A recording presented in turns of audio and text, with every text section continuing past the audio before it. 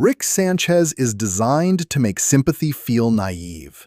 The drinking, the genius, the armor of contempt he wears into every room. Most of the time it works. Then, Bird Person pulls Morty aside at a party and translates the catchphrase Rick shouts while laughing, a cry of pain and a plea for help. These are all the moments that made you feel bad for the smartest man in the universe. The garage at the end of the night. The second season of Rick and Morty was 7 episodes old when the show dropped all of its comedy defenses and held still for 5 minutes. And what it showed in those 5 minutes was so quiet and so bleak that it changed the way every episode before it had to be read. The scene in question runs without a joke in it. There is no alien spectacle, no multiverse gag, no moment of Rick turning a catastrophe into a one-liner. There is a workbench, a garage, a flask, a small creature in a state of clear suffering, and a man sitting alone in the dark with a device he has pointed at himself. The show had been running for a year and a half, and it had never looked like this. It has never entirely looked away from it since. To understand what makes the ending of autoerotic assimilation so effective, it helps to understand what the episode builds before it gets there. Because the show is deliberate about the contrast between the surface and what lies under it. The setup is pure comic spectacle.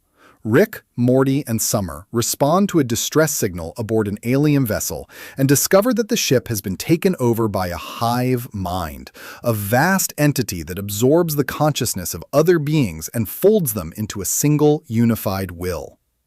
What turns the threat into a comedy is the revelation that Rick knows this hive mind. Its name is Unity, and it is one of his exes, and the reunion is treated with the same energy Rick brings to everything he finds genuinely enjoyable, which is to say, recklessly, loudly, and with a complete disregard for everyone else in the room. Unity, voiced by Christina Hendricks, is one of the stranger relationship premises the series would ever attempt, and one of the most successful. A being made of billions of assimilated minds is dating the smartest man in the universe, and the episode commits to the logic of that relationship with surprising tenderness.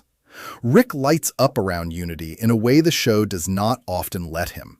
He is still rude, still chaotic, still fundamentally Rick, but there is something recognizable happening underneath the performance, a kind of ease that reads like happiness, or at least the closest thing to happiness that this particular person knows how to let himself have. He and Unity go off together while Morty and Summer are left to their own devices on the surface of the now assimilated planet, and the episode spends a generous chunk of its runtime following their misadventures in a world where every citizen is a puppet of the same mind Rick used to love.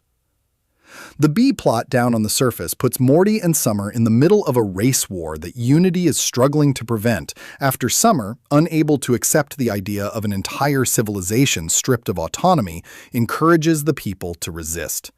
It is absurdist and dark and funny, and it serves the episode's larger argument about Rick's influence on the things around him without underlining it too heavily.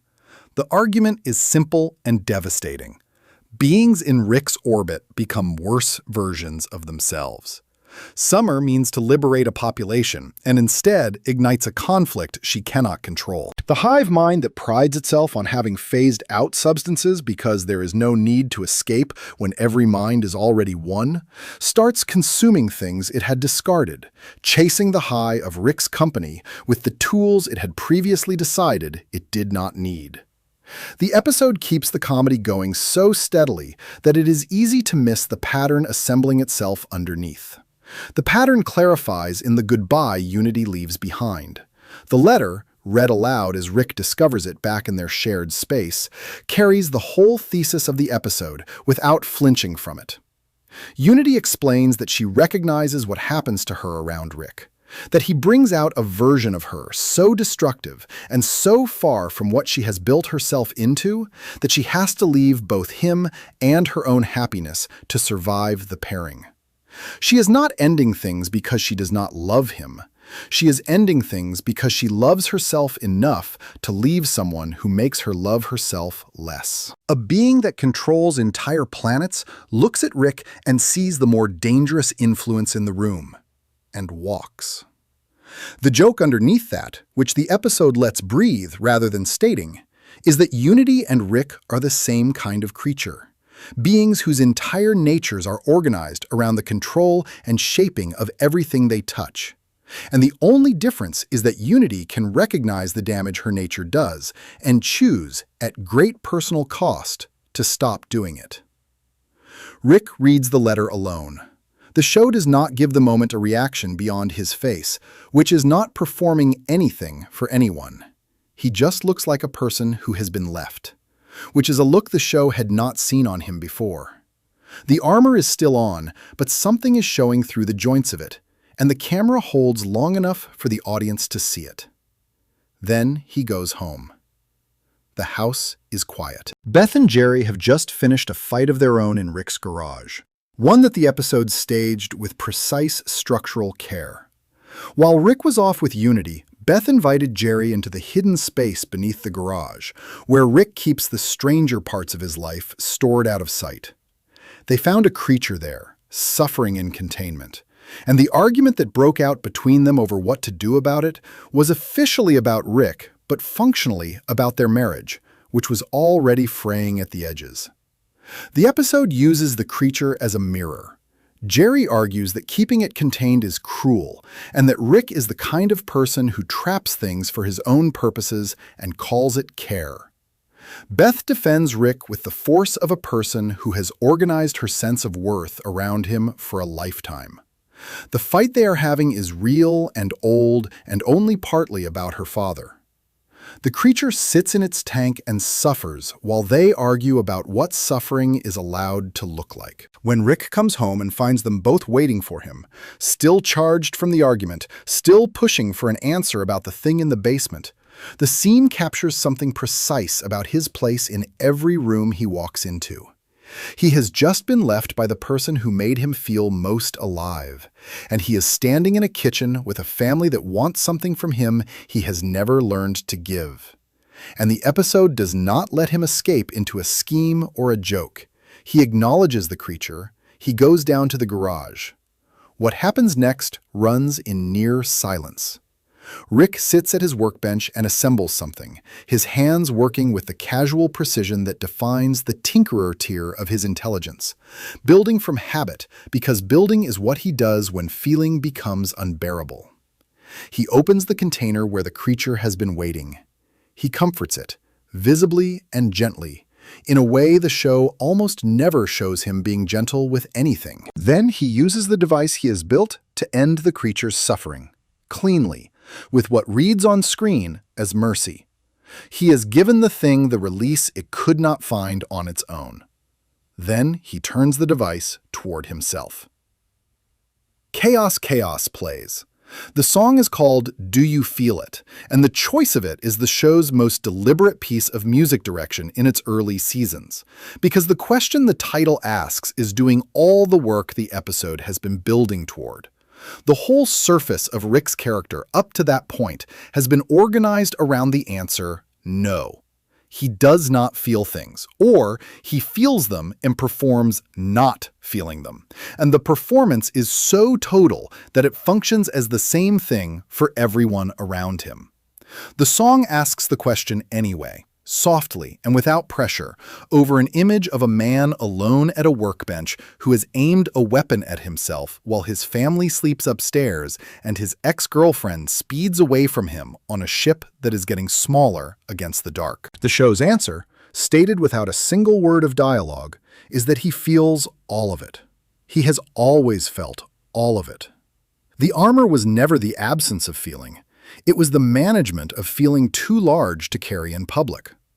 He passes out before the device activates. The survival is mundane and a little undignified. A man saved not by a heroic intervention or a change of heart, but simply by having drunk enough that consciousness gives out before the worst decision does. The camera pulls slowly back. The night passes. Morning comes, gray and ordinary. Jerry is outside whacking weeds with a cheerful energy that belongs to someone who has no idea what happened 6 feet away from him on the other side of a wall. Rick is still at the workbench, slumped, breathing, alive by accident, with the morning light coming in and the house starting to wake up around him. The episode does not return to the moment. There is no conversation about it in this episode or the next. The show does not process it the way a different kind of series might, with an intervention or a reckoning or a change. Rick wakes up, presumably, and does what he always does. The next episode continues. The weight of what happened in the garage gets filed away inside the run, one of those facts about the show that does not disappear, but also does not get spoken aloud.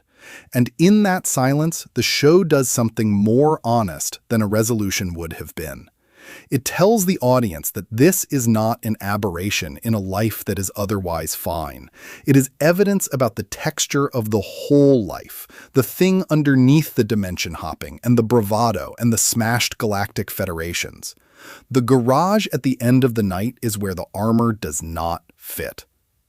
There is a post-credits moment that twists the knife a half-turn further. After everything, after the 5 minutes of silence and the song and the gray morning, Rick shows up at the ship belonging to Beta 7, the other hive mind that Unity had been working alongside.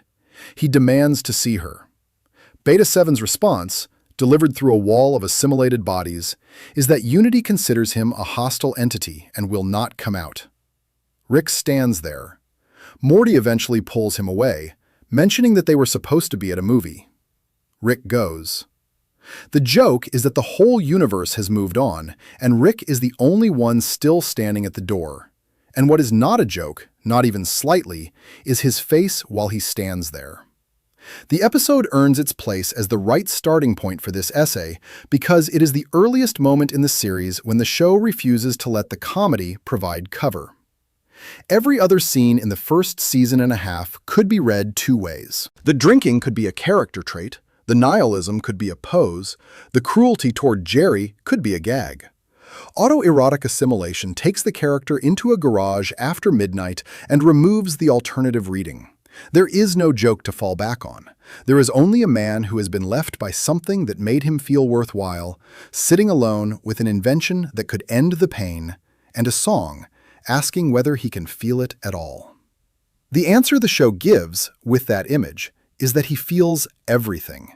He has been feeling everything since the beginning, and the genius and the drinking and the relentless forward motion of adventure after adventure are all, on some level, the same thing the garage scene makes visible. Every time he portals away from a consequence, every time he deflects a sincere conversation with a belch and a technical problem, every time he fills the silence with noise so that nothing quiet can find him, he is doing a slower version of what the garage scene compresses into 5 minutes.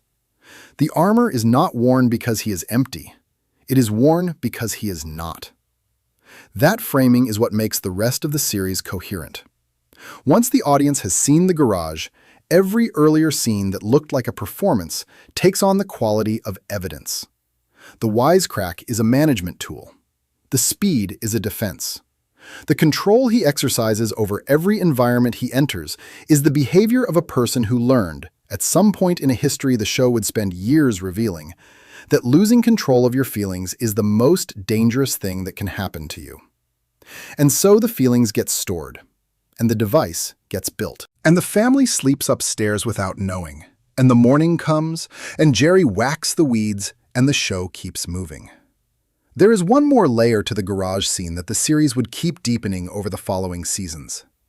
When Unity's goodbye letter describes why she has to leave, the core of the explanation is that she brings out the worst in herself when she is around Rick, and that she values herself enough to protect herself from what she becomes near him. The indictment is real, and the show means it. But what the episode does not let Unity's letter have the final word on is the question of what happens to Rick when she leaves. A being of total control recognizes him as the more dangerous influence and removes herself from the equation. And the result is not a Rick who shrugs it off. The result is the garage. The result is the song. The result is Morty pulling him away from a closed door the next day, while he still has the look of someone who would stand there indefinitely if no one came to get him. For a character the show spent a year and a half establishing as someone who cannot be reached, who moves too fast and cares too little, and has already thought further ahead than any trap could follow, the Season 2 finale of his first real love story finds him standing at a locked door and not leaving. That detail is the whole of the episode in a single image, and it is the right place to start because every other moment this essay covers is, in one way or another, a variation on the same image. The smartest man in the universe, alone in some version of that garage, with no plan for the feeling that is sitting right in front of him, and no portal open behind him, and the morning still hours away.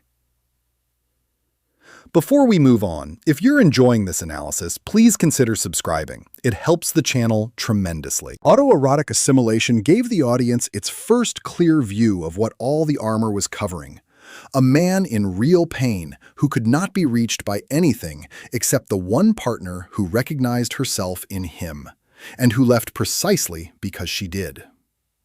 Next, the focus turns to the signal that was hiding in plain sight long before that garage scene, back in Season 1, in a line delivered at a party that most people laughed at and then filed away without quite realizing what they had just been told. Section 2. The Cry Disguised as a Joke. In the first season of Rick and Morty, the show hid the entire emotional truth of its main character inside a gag, and then waited for someone to notice. The catchphrase arrived without announcement. 6 episodes in, during a scene played entirely for laughs, Rick deployed it for the first time as punctuation on a joke about a Meeseeks box, and the noise itself was the joke. Wubba lubba dub dub. It sounds like something a comedian shouts to fill a room, a pure nonsense syllable string designed to signal that what just happened was funny and the mood should be celebratory. The show leaned into that reading immediately. Rick uses it when he is pleased with himself, which is often. He uses it to punctuate a clever plan landing, to celebrate an explosion, to mark the end of a successful scheme with a sound that carries the energy of a man who would rather whoop than speak. Morty, asked about it at one point, calls it exactly what it appears to be, a stupid, nonsense catchphrase. The show spent 11 episodes building that impression before it pulled the floor out. In the Season 1 finale, Rixie Business, Bird Person attends a party at the Smith house, and the episode uses him mostly as a background figure, a large, silent presence with a bird skull for a head, who makes dry observations and drinks steadily, and is clearly one of the few beings in any universe who has known Rick long enough to be past performing around him. At some point during the party, Morty ends up in conversation with him, frustrated about the mess and what it will cost their adventures when Rick's parents discover what happened to the house. Bird Person listens to Morty's complaint and then asks a quiet question that the scene frames as a non sequitur. Does Morty know what wubba lubba dub dub means? Morty says what the audience has spent 11 episodes assuming, that it is Rick's stupid nonsense catchphrase. Bird Person is calm. He says that in the language of his people, it means something specific. It means, I am in great pain. Please help me. Morty does not quite accept the translation. The episode moves on. The party continues. Rick shouts the phrase again later in the same episode, during a moment of apparent celebration, and now it sounds different. It will sound different for the rest of the series. The show plants that recontextualization quietly and without fanfare in the middle of a party episode that plays its surface as pure comedy. And the effect on a first watch is a delayed impact, something that registers as funny in the room and then lands properly about 20 minutes later while sitting with the credits. The catchphrase was always a cry. Every time the audience laughed at it, they were laughing at a man asking for help.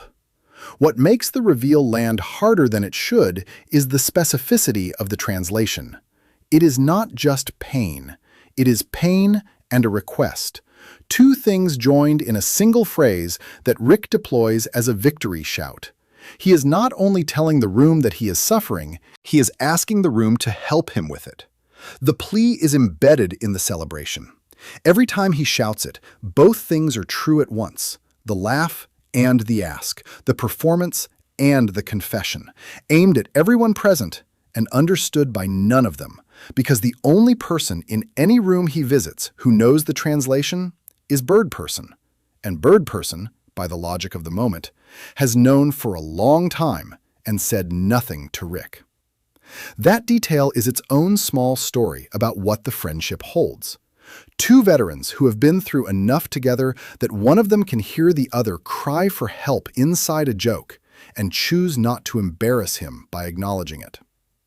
The translation is not something Bird Person discovered privately and then dropped on Morty for drama. It reads, in context, as something Bird Person has simply known and respected the way a person respects a closed door that they have decided is not theirs to open. Sitting with the show's established timeline and working backward through every use of the phrase adds a dimension to it that no single scene could supply.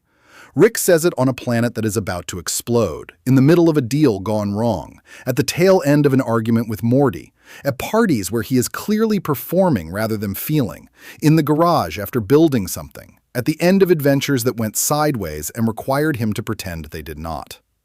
A full accounting of when the catchphrase appears shows a clear pattern. Rick reaches for it in moments of social discomfort or emotional pressure. When a real feeling is crowding into the room and he needs a sound to put between himself and it. When the thing happening would, if he were anyone else, require him to say something sincere. The noise functions as a trap door in the floor of any conversation that gets too close. Step on it and you fall through. And Rick is already across the room, laughing, pointing at something else. This is the grammar of the whole character, compressed into a single recurring bit. Rick's communication style, across every season, is built on the principle that the more real something is, the less directly it can be said. He expresses love through action and never through admission. He demonstrates care by solving a problem while claiming not to care about the problem. He performs absence of feeling so consistently that everyone around him eventually takes the performance as the fact, which is exactly the outcome he has engineered. The catchphrase is the purest version of this system, a sound that means the opposite of what it sounds like, deployed in precisely the situations where the real meaning would be most inconvenient to acknowledge. When Bird Person hands Morty the translation, he is not revealing a trivia fact about the show's fictional linguistics. He is handing the audience a key to the cipher the whole character has been running since the first episode, and saying, this is how to read him. The specificity of the language also matters. Bird Person does not say the phrase means pain in general. He says it means, I am in great pain, please help me. The first person, the intensifier, the request all matter. This is not a passive condition being described. It is an active ask.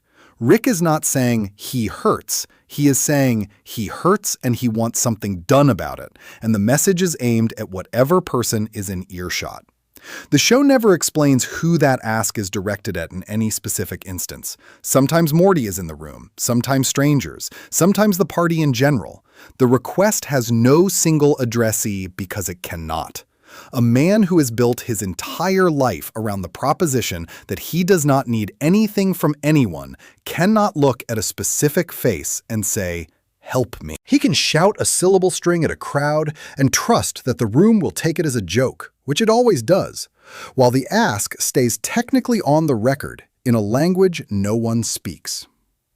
Bird Person choosing to tell Morty rather than Rick is the episode's most quietly devastating detail, because it suggests that Bird Person has long since given up trying to answer the cry himself. He has heard it for years. He has understood what it means for as long as he has known his old friend. And his response to it is to pull Rick's grandson aside at a party and explain the translation to a teenager. Not because doing so will fix anything, but because Bird Person is perhaps the one being in Rick's life who understands that the ask exists, and also understands that Rick will not accept the help even if it is offered, and has made a quiet peace with both of those facts simultaneously. The friendship survives on the understanding that some doors are not for opening, and that true care sometimes looks like standing near the door without touching it. The retroactive reading of the catchphrase also changes how the audience experiences the show's pilot. Rick arrives at Beth's door after a 20-year absence and inserts himself into a family that was not expecting him. And within the first few minutes, he is already performing, already moving at the speed that makes stillness impossible. The catchphrase had not been introduced yet, but the behavior it encodes was already running. The pilot Rick is a fully formed performance of a man who does not need anything from anyone. And the Rixie business translation tells the audience that the performance was already under maximum load in the very first scene of the very first episode. He had not been absent for 20 years because he did not care about his daughter. He had been absent because caring about his daughter, while being the person he is, requires a kind of stillness he cannot maintain. And 20 years of staying away is a cleaner engineering solution than 20 years of standing in the room with the feeling. There is a later chapter to the catchphrase's story that extends its reach past the original series run. In a Rick and Morty anniversary comic, Rick uses the phrase at a moment of genuine leave-taking, explicitly describing it as being said the way Bird Person meant it, and Morty understands immediately what he means. The comic deploys the translation as Rick's deliberate emotional vocabulary, a moment where he is choosing to use the phrase in full knowledge of what it says, which means he has always known what it says. He was not unaware that the catchphrase carried that meaning in Bird Person's language. He built the catchphrase knowing what it meant and chose to deploy it as a joke, which is not a meaningfully different act from everything else he does. It is the same system at work. The pain is real, and the expression of it is deflected into a form the room will not take seriously, and the room obliges every time. That complicity is worth sitting with. The audience is also complicit in the joke. The phrase became genuinely beloved by the show's fan base, memed and sold on merchandise and shouted at conventions as a pure expression of enthusiasm for the series. The show manufactured a catchphrase that meant, "I am in great pain, please help me." And the audience adopted it as a celebration slogan. And the show let that happen without comment, which is a precise and uncomfortable mirror of what happens inside the fiction. Everyone in the room hears the phrase. Everyone in the room laughs. No one helps. The translation is available. Bird Person hands it out at a party, and the audience puts it on a t-shirt anyway because the surface is louder than the meaning. And the surface is designed to stay that way. Rick's communication system works just as well on the people watching the show as it does on the people sharing his world. What the Bird Person translation does to the garage scene from the prior section is to make that scene retrospectively less shocking. The garage is the moment when the performance gives out completely, when the phrase and the music and the device say plainly what the catchphrase always encoded in code.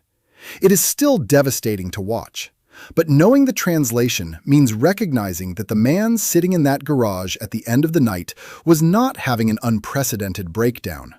He was doing what he had been doing since the beginning of the series, only without the armor and the noise and the room full of people to aim the joke at. Alone in the garage with no party to perform at, the phrase loses its comic delivery and becomes just the feeling it always was. The cry without the disguise, the help without the joke to hide it in. There is something particular about the way the show delivers this information through Bird Person that deepens it beyond any other character could. Bird Person is not a comic foil. He is not played for laughs. He is presented in every appearance as someone who exists at a frequency of sincerity that Rick's world very rarely allows. He survived a war alongside Rick. He watched Rick build and lose and flee and return.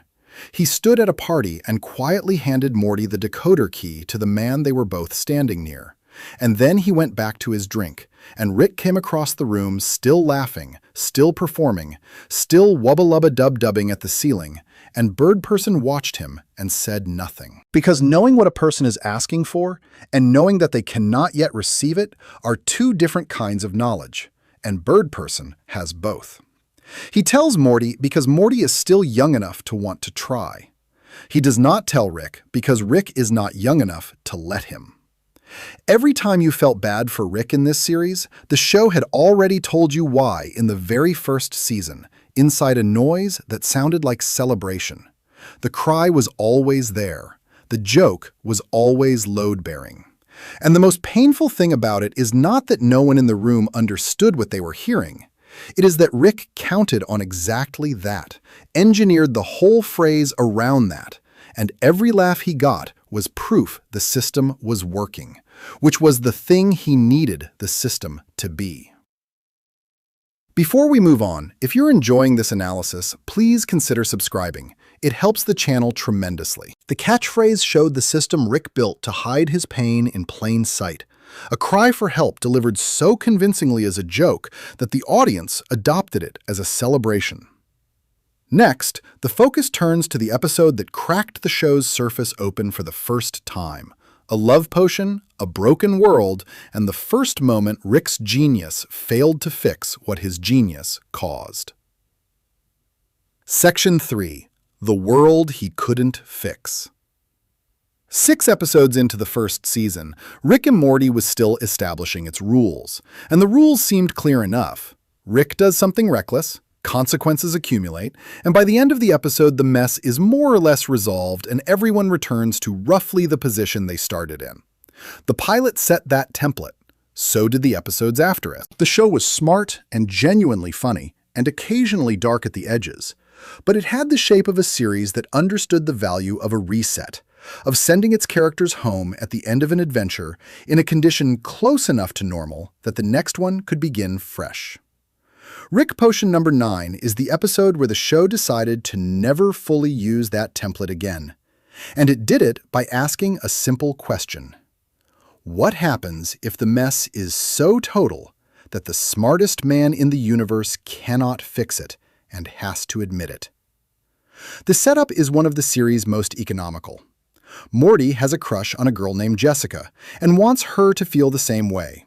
He asks Rick for help. Rick, treating the request as a trivial chemistry problem beneath his attention, but simple enough to knock out between drinks, brews a serum designed to inspire attraction, keyed to Morty's DNA so that only Jessica will respond to it. The execution is flawless as chemistry. Morty doses Jessica at a school dance, and the attraction takes hold immediately. And then, the serum, because it is keyed to human pheromone receptors, and there is a flu virus currently circulating through the school, binds with the flu and jumps into the school's ventilation system, and from there into the air supply of an entire city. And from there, because the flu does not observe geographic boundaries, across the entire planet. By the end of the episode's first act, every human being on Earth who is not related to Morty by blood is consumed by an urgent, single-minded, biologically irresistible need to be near him. Rick attempts a fix. The fix makes everything worse. A second serum, meant to reverse the attraction, bonds with a mantis-based genetic catalyst and converts the planet's population into human-preying mantis hybrids, creatures that want to mate with Morty and then eat his head. Rick attempts another fix. That one converts the mantis hybrids into the creatures that fans came to call Cronenbergs, named for the body horror filmmaker whose aesthetic the show borrows freely. Grotesque, organic masses that retain just enough of a human face to be recognizable and have lost everything else. The planet is now a ruin, populated by monsters that used to be people. And the monsters were people because of a serum Rick brewed in an afternoon for a teenager's crush. And every fix he has attempted has produced something worse than what it was fixing. This is where the episode does the thing that changed the show's shape permanently. Rick sits with it. For a moment, a short one, he is not running a scheme or reaching for a solution. He is a man who has broken a world and cannot unbreak it. And the episode lets that land without a joke to land on top of it. He is the smartest person who has ever lived in any of the realities he has visited, and there is no version of his intelligence that can walk back what he has done here. Because the damage is not a mechanism with a reverse function. It is not a system with a seam he can find. The Cronenbergs are people whose biology has been rewritten at a level below reversibility. And there are billions of them, and they used to be families. And Rick made them that way on a Tuesday afternoon because a kid wanted a girl to like him. The solution he arrives at is not a solution. It is an exit. He has already located, using the portal gun, a parallel reality in which the same catastrophe occurred and in which alternate versions of himself and Morty attempted to solve it and succeeded, producing a cure and restoring the world, but died in a lab accident immediately after, their bodies cooling in the garage while the restored world went on without them. Rick opens a portal. He tells Morty they are leaving. They step through into the parallel timeline, and the two of them carry the bodies of their alternate selves out to the backyard in the dark and bury them. And Morty, who is a child, has to look at his own dead face while he digs. The Mazzy Star song that plays over this scene does a specific kind of damage that music in television almost never manages, because it does not comment on the emotion from a distance. It sits inside it. Look On Down from the Bridge is about looking at a life from the outside and finding it wanting, about the exhausted peace of a person who has stopped fighting the current. And it plays over images of Morty burying himself in a backyard, while Rick works beside him with the businesslike efficiency of someone who has made his peace with this already. Rick has clearly done things like this before, or things adjacent to it. The competence of his grave digging is its own indictment. Morty has not. Morty is burying his own body for the first time, and the song holds him in the moment while Rick moves through it. And the contrast between them is a picture of everything that will happen to Morty over the following seasons, the slow erosion of horror into something harder. What makes the episode a sympathy moment for Rick, rather than simply a condemnation of him, is the thing the show is careful not to explain, but puts plainly on screen. Rick could not fix it. The phrase sits in the center of the episode without being spoken, and it matters because everything the audience knows about Rick up to this point is organized around the premise that he can fix anything. He is the man who walks into any problem and walks out the other side with the problem solved and a new gadget clipped to his belt. The portal gun alone represents a mastery of physics so complete that theoretical scientists in the real world do not have a framework for what it implies. He has survived every disaster, escaped every trap, built every tool the situation required. He is the smartest man in the universe, and the smartest man in the universe, 6 episodes into the first season, cannot fix what he did to that planet. There is something very human inside that failure, and the show is wise enough to put it in the context of the smallest possible cause. It is not a war that broke the world. It is not a power struggle with a galactic superpower. It is a love potion that a 14-year-old asked for because he had a crush. And the smartest man in the universe brewed it between drinks without running the numbers on the variables, because the numbers seemed obvious and the problem seemed beneath the full force of his attention. The hubris is not grandiose. It is the ordinary hubris of a person who is very good at things and has stopped double-checking his work because double-checking is for people who make mistakes. Rick makes a mistake. The mistake is planetary. And the distance between the size of the cause and the size of the consequence is the most honest thing the series had said about him by that point in its run. The choice to portal out, rather than stay and attempt a longer repair, has been read by some as pure selfishness, and the reading is not wrong, but it is incomplete. Because staying would require Rick to sit in the failure indefinitely, to wake up every morning on a broken planet he personally broke, and face the bill without the option of escape. The portal gun is always at his hip, The exit is always available. And a man who has an exit available and chooses to stay in a consequence has to actively decide that the consequence is worth staying for, which means deciding that something, the specific people, the specific place, the specific life, is irreplaceable. Rick has not made that decision about this world. He has made it about Morty, who crosses the portal with him. He has not made it about the billions of Cronenbergs shuffling through the ruins of a civilization he personally dismantled. The episode even walks through the cost of that decision, because it does not end on the backyard. It ends on Morty, sitting beside Rick on the roof of the house, looking out at the ruined world they are done trying to fix, and the exchange between them captures something the show would develop for seasons afterward. Rick attempts to be light about it, to make the pivot back toward the tone of a manageable adventure, and Morty cannot follow him there yet. Morty is still in the moment. He asks how Rick could have let this happen, could have acted so recklessly with something so consequential. And Rick pushes the responsibility back in the standard way, noting that Morty asked for the serum to begin with. And that is true, as far as it goes. Morty did ask. But the full version of what happened is also true. Rick brewed a planetary catastrophe in an afternoon, botched 2 attempts to fix it, and the third solution was a portal to a timeline where a different version of him had already done the work that this version had failed to do. The smartest man in the universe is living in a world another Rick fixed, and is standing on that world's roof explaining to a child how the failure was partly the child's fault. What the post-credit scene adds to the sympathy ledger is unexpected. After the family reunites in the parallel timeline and the episode closes on Morty's traumatized face and the Mazzy star fade, the show cuts to the original dimension, the Cronenberg world, where the Beth and Jerry and Summer that the real Morty left behind are still alive, having survived the catastrophe in the original house that was unaffected by the serum's spread. And they are happy. Jerry and Beth, whose marriage has been in quiet collapse for most of the series, are getting along. Summer has adapted. They are survivors in a ruined world, and they are managing it together.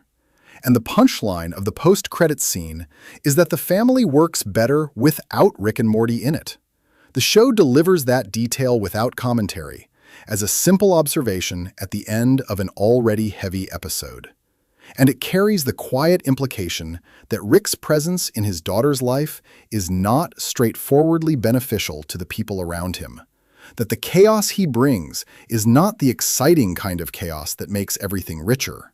Sometimes it is the kind that leaves a planet full of monsters and a family thriving in the ruins, because the biggest source of instability has gone somewhere else. That is where the sympathy lives in this episode, in the gap between what Rick is capable of and what he actually did, and in the recognition that the escape was chosen not because it was right, but because it was available. He is brilliant enough to locate a parallel timeline where the problem has been solved and dead versions of himself are ready to be replaced. He is not capable of staying in the place where he failed and doing the slow, unglamorous, probably impossible work of unfailing it. The portal gun that makes him the most powerful being in his portion of the multiverse is also the thing that ensures he will never have to face a consequence he cannot outrun. And the episode is the first time the series shows clearly that the power and the avoidance are the same thing, that the genius and the flight are not separate features of the man, but expressions of a single trait that produces both at once. The specific trauma that Morty carries out of this episode is the show's way of acknowledging that there is a cost to the flight that Rick does not pay himself. Rick buries his alternate corpse and moves on with the competence of someone who has settled the question of what this choice means. Morty buries his alternate corpse and does not move on, cannot, because he is 14 and has just looked at his own dead face and shoveled dirt over it in the dark, and the Mazzy Star song plays over him, because the show understands that he deserves the song, even if Rick has already finished grieving what happened and gotten to the part where he reaches for a drink and calls it Tuesday. Morty carries this moment forward into the show's run in ways that shape him permanently, growing harder and stranger and more capable of absorbing horror. And all of that hardening traces back to a backyard in a parallel dimension and a grave he dug for himself at 14 because the smartest man in the universe had a bad afternoon. The episode closes the season's first act by establishing the rule that will govern everything that follows. The home the audience is watching is not the original. The family at the center of the show is not the one that started it. The Rick and Morty having adventures from this point forward are living borrowed lives in a borrowed dimension over buried bodies in a backyard. And the show never lets that fact disappear entirely, returning to it when it needs to ground the audience in how far this has drifted from anything fixable. The smartest man in the universe broke a world and stepped to the next one, and the sympathy that generates is not the sympathy of a victim. It is the sympathy of watching someone capable of so much choose, at the moment of maximum consequence, the door that costs them nothing, and understanding that the choice reveals something more honest about them than any of their victories. Before we move on, if you're enjoying this analysis, please consider subscribing. It helps the channel tremendously. Rick Potion number 9 showed the first crack in the genius, a world broken by carelessness and abandoned rather than faced, and a child left to dig the grave for a choice that was not entirely his. Next, the focus turns to the Season 2 premiere, and a moment that plays entirely differently from everything around it. A few seconds in a collapsing void, where Rick accepts what he believes is his death, and says the only thing he can manage, which turns out to be the most honest sentence he has spoken to anyone in the entire series so far. Section 4. Be Better Than Me. The Season 2 premiere of Rick and Morty is, on its surface, one of the most technically ambitious things the show attempted in its early run. The central conceit, a fractured timeline rendered on screen as a split image with multiple versions of the same scene playing simultaneously, requires the audience to track parallel versions of the same conversation, while the variations between them accumulate meaning. It is formally inventive and funny, and genuinely disorienting in the way the best episodes of the series tend to be. And it earns its complexity by making the complexity feel like it belongs to the story, rather than being imposed on it from outside. All of that is real and worth noting.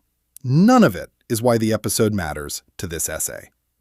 The episode matters because of 40 seconds near its end, in a collapsing void between timelines, where Rick gives Morty a collar that means survival, accepts what he believes is his own death, and says the only thing he can manage in that moment.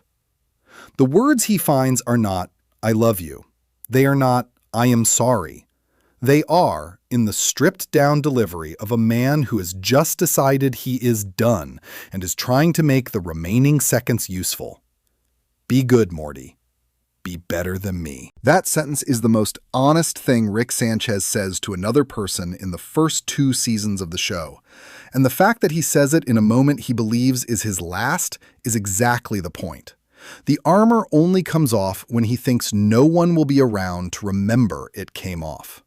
The vulnerability is only available at the threshold of an ending. And the content of what he says when the armor is gone is not a declaration of love or a proud farewell or a philosophical statement about existence. It is a quiet acknowledgement of inadequacy. A man looking at his grandson in the last seconds he expects to have and offering the only gift that feels honest, the suggestion that the boy should aim lower than him. Not the claim that he is a good man, not even the claim that he tried to be. The claim that the bar he represents is worth clearing, rather than clearing by aiming at him directly. The context requires a brief technical summary, because the emotional moment is embedded in a genuinely complicated plot. At the start of the season, the timeline has been fractured by an argument, and Rick, Morty, and Summer exist in multiple, simultaneous versions of the same moment. A fourth-dimensional being appears and provides collars that should reunite the fractured timelines. But the collar belonging to one version of Morty has a broken latch, and as the situation deteriorates, the void around them begins collapsing.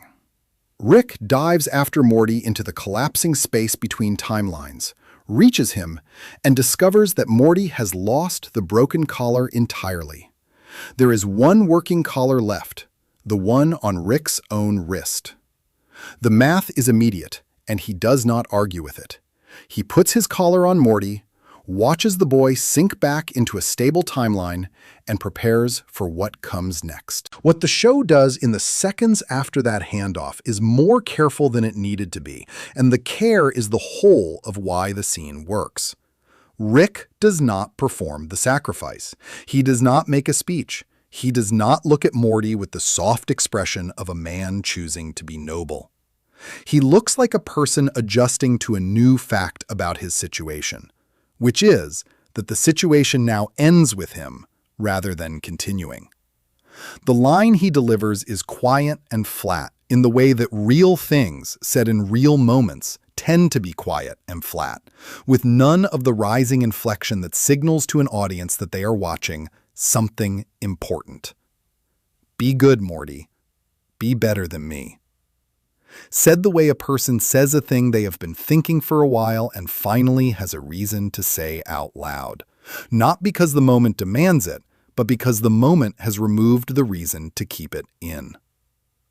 The sentence contains, in 8 words, an entire self-assessment. Rick is not saying that Morty is worse than him and should improve. He is saying that the standard his own life represents is something the boy should exceed, which means he knows what the standard of his life is. He has run the accounting. The genius, the drinking, the broken worlds, the buried families, the flight from consequences, the love he cannot say directly, the pain he shouts in a language no one speaks, the device he built in the garage after Unity left. He has measured all of it and arrived at a verdict about himself. And the verdict is that the boy standing in front of him should not use him as a model. Not because Rick is the worst person he knows, but because the version of a life he represents is not one worth replicating. And he is clear-eyed enough about himself to know it, and decent enough about Morty to say it when the saying costs him nothing, because he believes he is about to stop existing. The show undercuts the sacrifice immediately, and the undercutting is perfect. Rick spots Morty's lost collar floating in the void below him. The flat acceptance of a moment ago collapses instantly into something very different, a frantic scramble toward the floating object while his composure evaporates entirely. He is not okay with this. He is not okay with this at all. The show gives the line exactly the energy that its predecessor denied, loud and urgent and fully embodied, a man who had made peace with dying, discovering that he does not actually have to, and responding with the unguarded relief of someone who had only been pretending to be at peace. The joke is the undercutting, the immediate reversal of dignity, and it is a genuinely good joke and also a genuinely good piece of character writing, because the reversal does not erase the sacrifice, it clarifies it. What the reversal tells the audience is that Rick's acceptance in the moment before was real. He was not performing resignation while quietly expecting rescue. He genuinely thought that was the end. And he genuinely said what he said because he thought he would not have to live with having said it. The panic when the collar appears is not a person revealing they were not actually ready to die. It is a person who had gotten ready to die, discovering they do not have to. And the relief that floods through the performance is the relief of someone who had made an honest peace and is very glad not to have to keep it. The two moments together, the quiet acceptance and the loud relief, are more emotionally complete than either would be alone, because the sequence shows a man who can reach the place of genuine self-sacrifice when the situation requires it, and who is also, without any conflict, extremely glad when the situation stops requiring it. Morty's response, after they have both survived and returned to the garage, is to ask why Rick waited so long in the void before diving after him, since it seems Rick could have escaped at any point. Rick's answer is that he waited until he was certain it was what he wanted to do, and then calls Morty something unkind to reassert the normal dynamic as quickly as possible. The armor is back on, the dynamic resumes its standard shape. Rick is already performing again, already filling the space with the noise that keeps the real things at a manageable distance.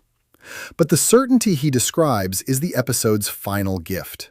The information that Rick did not stumble into the sacrifice or fall into it accidentally. He waited until he was sure.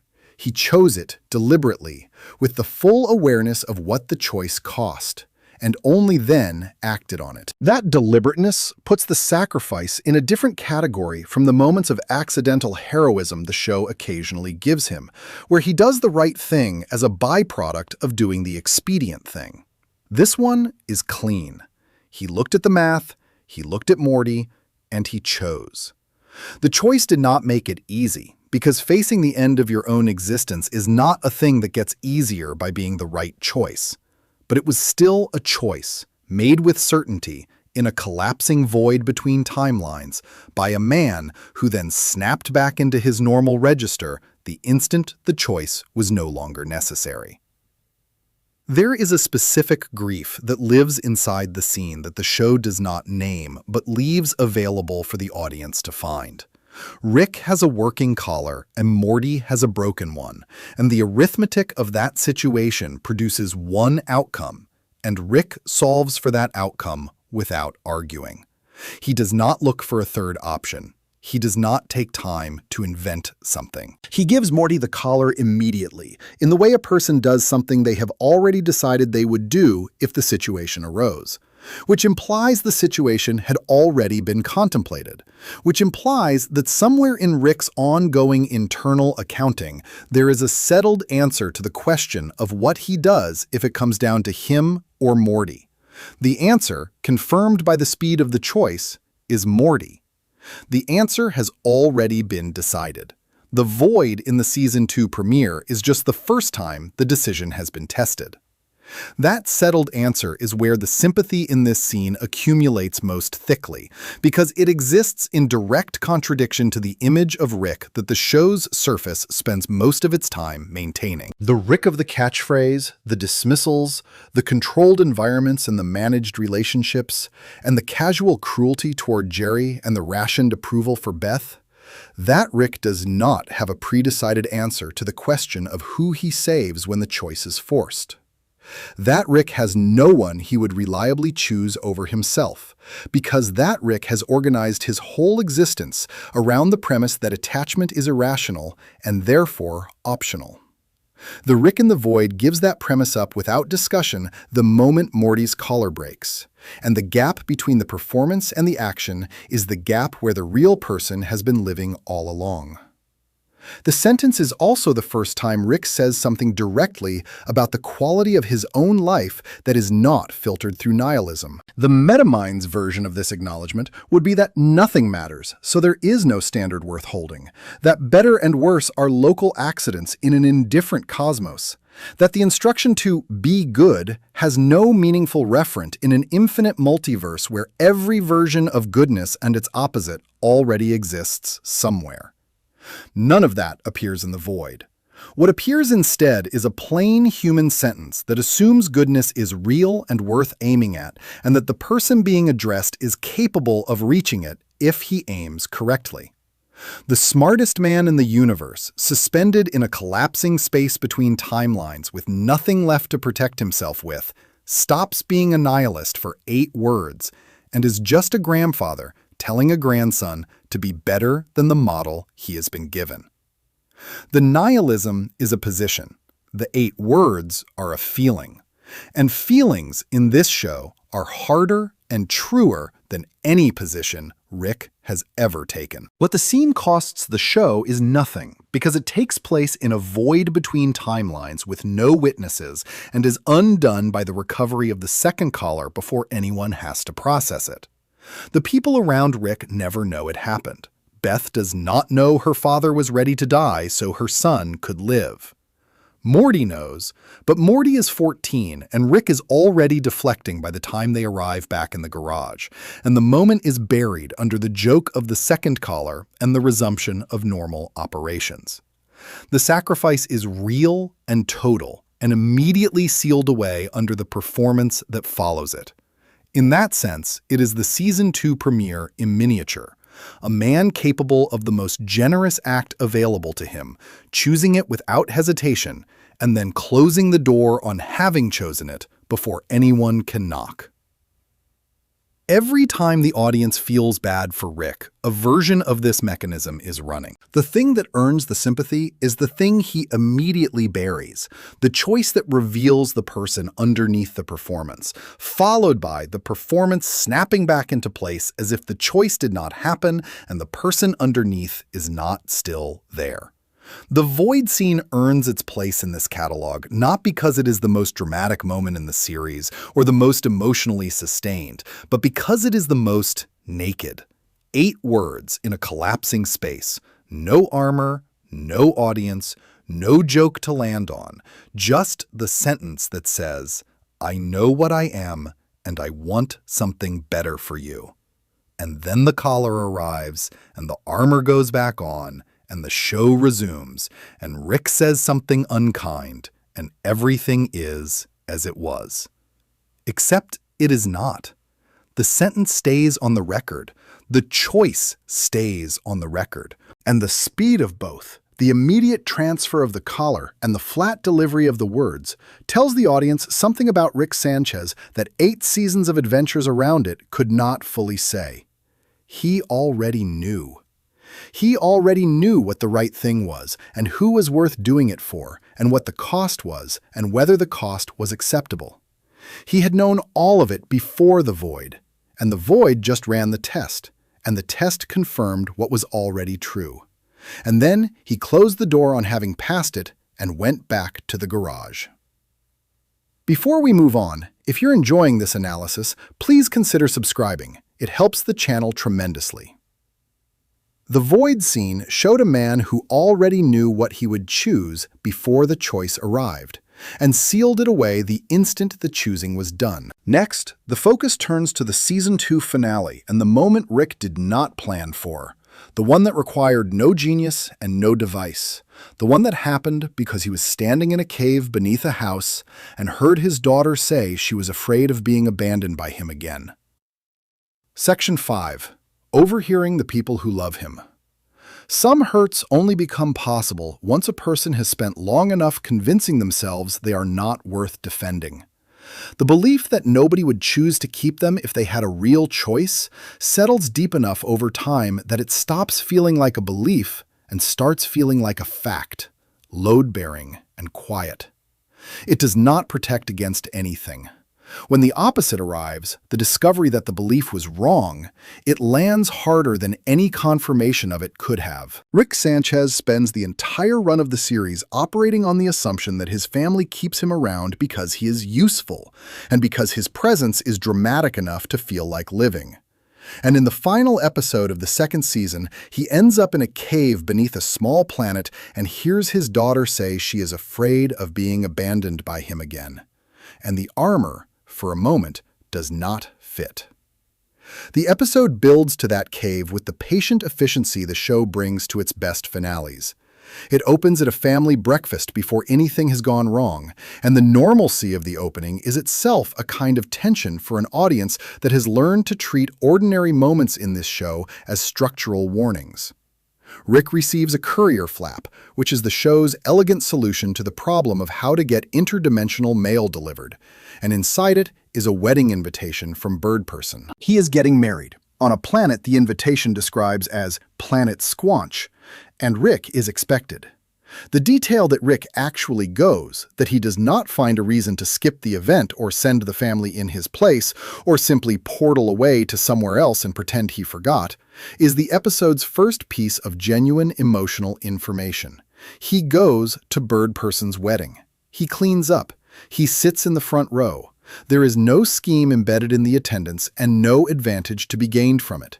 He is there because Bird Person is getting married and Rick is his friend. And friendship is the one category of relationship the show allows Rick to honor without complicated motives.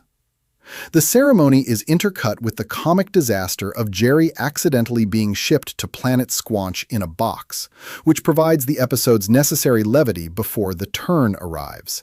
And the turn arrives fast. The toast Rick gives before the ceremony is the kind of emotional moment the show orchestrates with the maximum amount of protective covering. Because Rick delivering a sincere speech directly is something the character cannot sustain without deflection. He starts cynically and builds, slowly and against his apparent better judgment, into something genuine. He calls Bird Person his best friend. The sentence lands without irony. He accepts Tammy, Bird Person's new wife, into what he is describing as the small category of people he has decided to care about. And Morty's suggestion earlier in the episode that Rick open himself to new experiences rather than performing contempt as a defensive posture appears to be working. The toast is evidence of the seventh tier functioning, emotional intelligence turned outward, expressing the thing rather than encoding it in noise. Then, Tammy stands up. The revelation that she is a deep cover agent for the Galactic Federation, that the wedding was a trap, that the Federation has been waiting for precisely this gathering of Rick's closest people to move on all of them at once, is the episode's structural turn, and also one of the show's most effective gut punches in its early seasons. Bird Person is killed by his own new wife in the moment after his best friend has just publicly called him the most important person in his life. The ceremony that Rick attended without scheme or angle, the one thing in his social world he showed up to with his guard down, is the setting chosen by his enemies for maximum damage. The show is not subtle about the cruelty of the timing. It is deliberate about it. The moment Rick allows the armor off in a public setting is the moment the attack arrives. And the audience is left with an ugly lesson about why the armor tends to stay on. Rick detonates his portal gun as a distraction and evacuates his family. The gun is gone, which means the portal network is temporarily unavailable, which means the family is stranded in space with a galactic superpower hunting them across every channel. Rick takes them to a small, Earth-like planet outside Federation reach, barely large enough for a neighborhood, and the episode enters its second act, which is quieter and heavier than the first, and far more interested in what is actually happening underneath the crisis. The family settles into a temporary routine on the tiny planet, while Rick works on a solution. The Federation has occupied Earth, which the episode reveals through an alien newscast that the family watches in growing silence. And the implication is that Earth joined the Federation's roster of territories as a direct consequence of the hunt for Rick, which means the people of Earth are paying a price for the fact that he exists and has enemies. Rick does not comment on this. The show does not give him a scene of reckoning about it, but it does give him the scene that follows, which is more damaging than any explicit confrontation could be. He goes to explore the caves beneath the house on the small planet, and while he is down there, voices carry through from above. His family is arguing. Jerry is saying what Jerry says, that Rick is a liability and a danger, and that the rational thing, the thing a family that loves itself does, is to hand him to the Federation and return to normal life. And then the episode gives the audience something unexpected. The rest of the family arguing back. Not reluctantly, not with caveats about what Rick cost them, but with the straightforward force of people who have made a decision and are not interested in revisiting it. Summer argues that love does not work on a cost-benefit basis, that you do not love someone with the expectation of reward.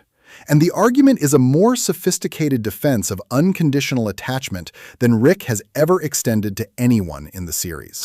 Morty pulls from Bird Person's earlier wisdom, the observation from a previous episode that leaving Rick behind was a poor choice, and that Rick genuinely cares about the people near him, and recasts what Jerry is framing as rational self-interest as a failure of loyalty. And then Beth speaks. She says she is scared. The word arrives in a context the show has been building all season, because Beth's relationship with her father is organized around the wound of his long absence, the 20-odd years during which he was simply not there, and she grew up without a father, which is a different kind of wound from having a bad one. Having a bad father at least confirms you were worth the presence, even if the presence was harmful.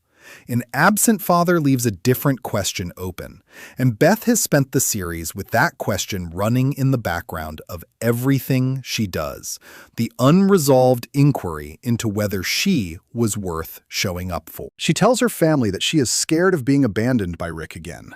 Not angry, scared. The distinction matters because anger implies a person who has processed enough of the wound to have converted it into something active. And scared implies a person for whom the wound is still open and tender enough that its repetition is the thing they are most afraid of in the present moment. Rick is in the cave when she says it. He hears all of it. The show does not give him a reaction scene, does not cut to his face in the cave and let the audience watch the emotion arrive. It trusts the audience to understand what hearing that does to him without being shown, which is a form of respect the series extends to its best emotional moments. The assumption that the audience is capable of sitting inside a significant moment without the camera telling them how to feel about it. He comes up from the cave. He tells Morty he is going out for ice cream. The line is the last piece of misdirection in an episode that has been full of them, because it is clearly not true, and Morty knows it, and the audience knows it, and the episode does not pretend otherwise. What it actually is Rick performing normalcy for long enough to get out the door without a scene, which is the only way he knows how to do the thing he has decided to do. He cannot say goodbye with everyone watching, because a goodbye with everyone watching requires him to stand in the feeling for the duration of the goodbye, and that is not a duration he can manage. So he lies about ice cream and walks out and calls the Federation and tells them where he is. The surrender is entirely voluntary. He arranges his own capture in exchange for the family's safety and return to Earth. He does this without negotiating for anything beyond the family's welfare, without extracting any concession for himself, without building a scheme into the arrangement that will pay off later by freeing him before anyone has to feel the weight of the exchange for very long. He is charged, as the Federation processes him, with having committed everything, which is a joke and also not a joke, and is transported to a prison planet while the family is returned to an Earth that now operates under Federation governance. The last image of him in the episode is a small figure in a very large prison facility, which is not where the episode started and is exactly where it earned its way to. The show's subsequent season premiere reveals that the surrender was the first step in a larger scheme to dismantle both the Federation and the Citadel of Ricks simultaneously. And the retroactive plotting is clever and earns its twist. But it does not erase what the surrender was in the moment of its execution. And the show is careful about this, because the existence of a plan does not mean the feeling was not real. Rick can hold both things at once, can have a plan running underneath an action, and also mean the action at the surface, can trade his freedom for his family's safety as both a strategic move and a genuine choice.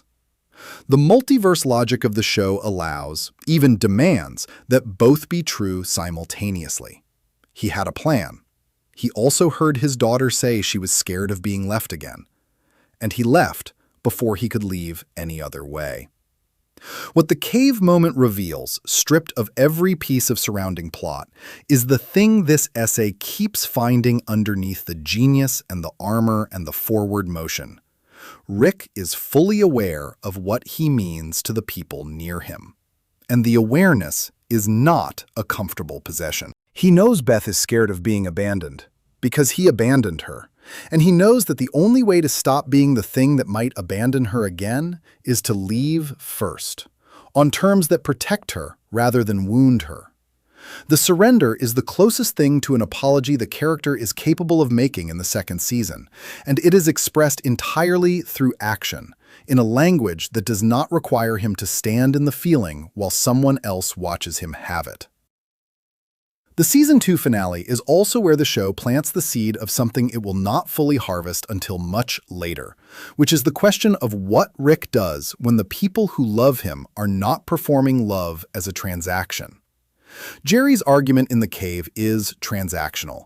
Rick does not give enough to justify what he costs. The balance does not work out. The rational response is to cut the loss. And that is a version of love Rick understands, because it uses the same logic he uses on everything: the cost-benefit read, the efficiency calculation, the analysis of whether the return justifies the investment.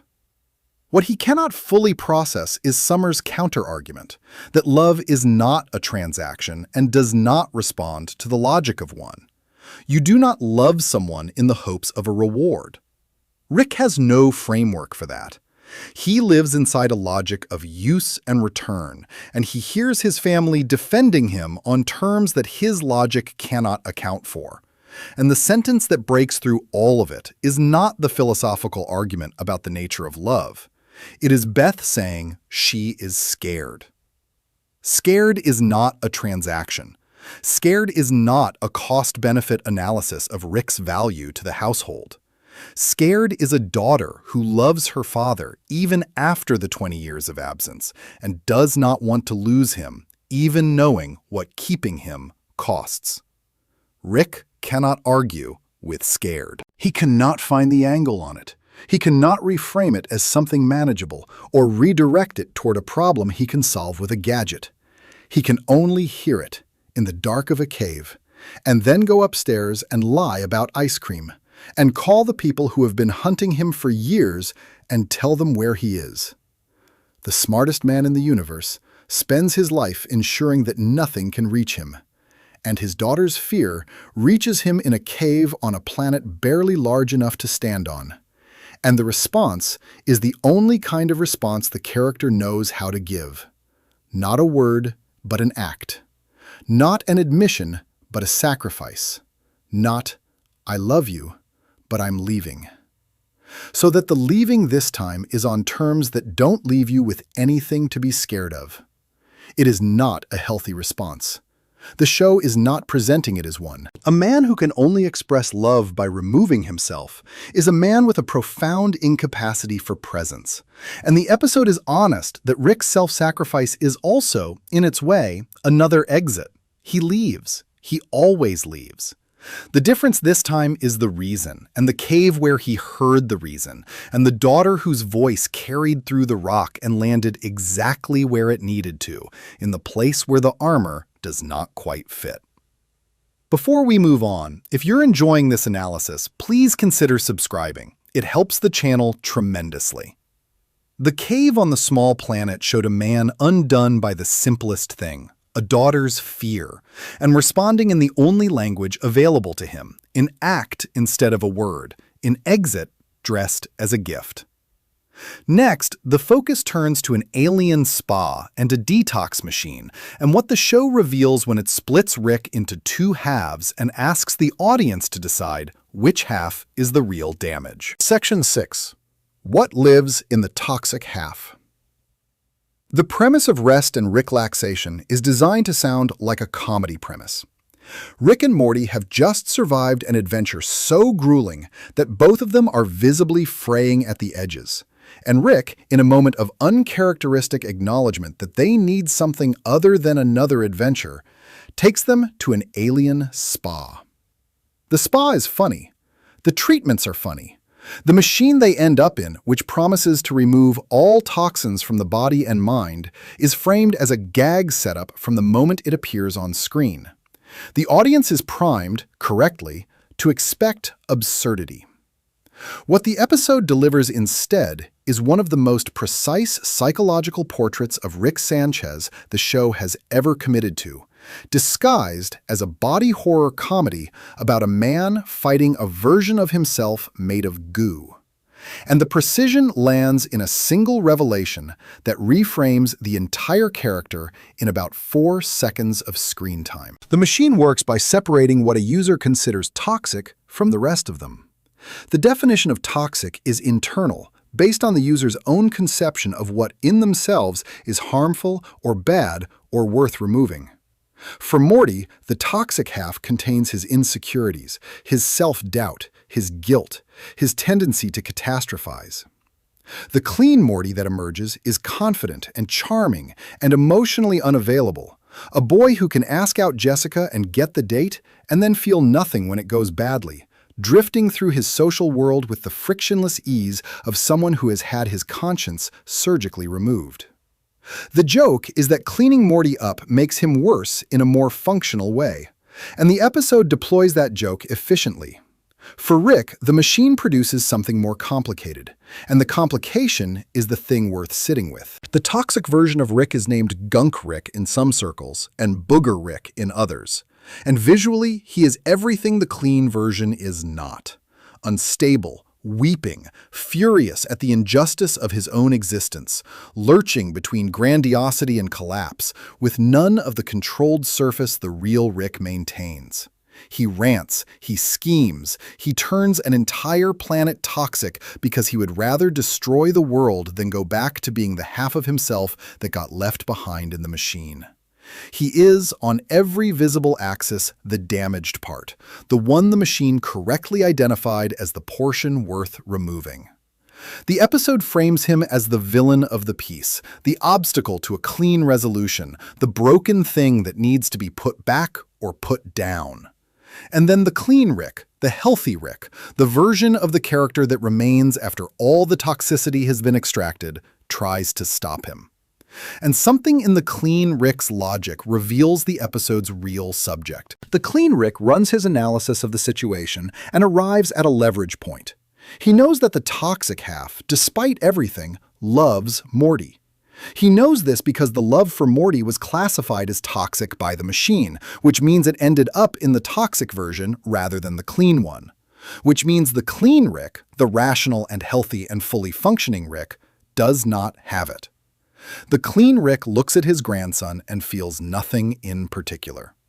The clean Rick is precise and patient and useful and emotionally untethered from the people around him, operating with the clarity of a mind that has had its irrational attachments removed along with everything else the machine identified as damage.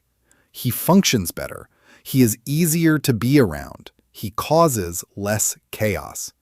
He is also, in every way that matters to a person rather than a machine, less. The leverage he uses is brutal in its logic.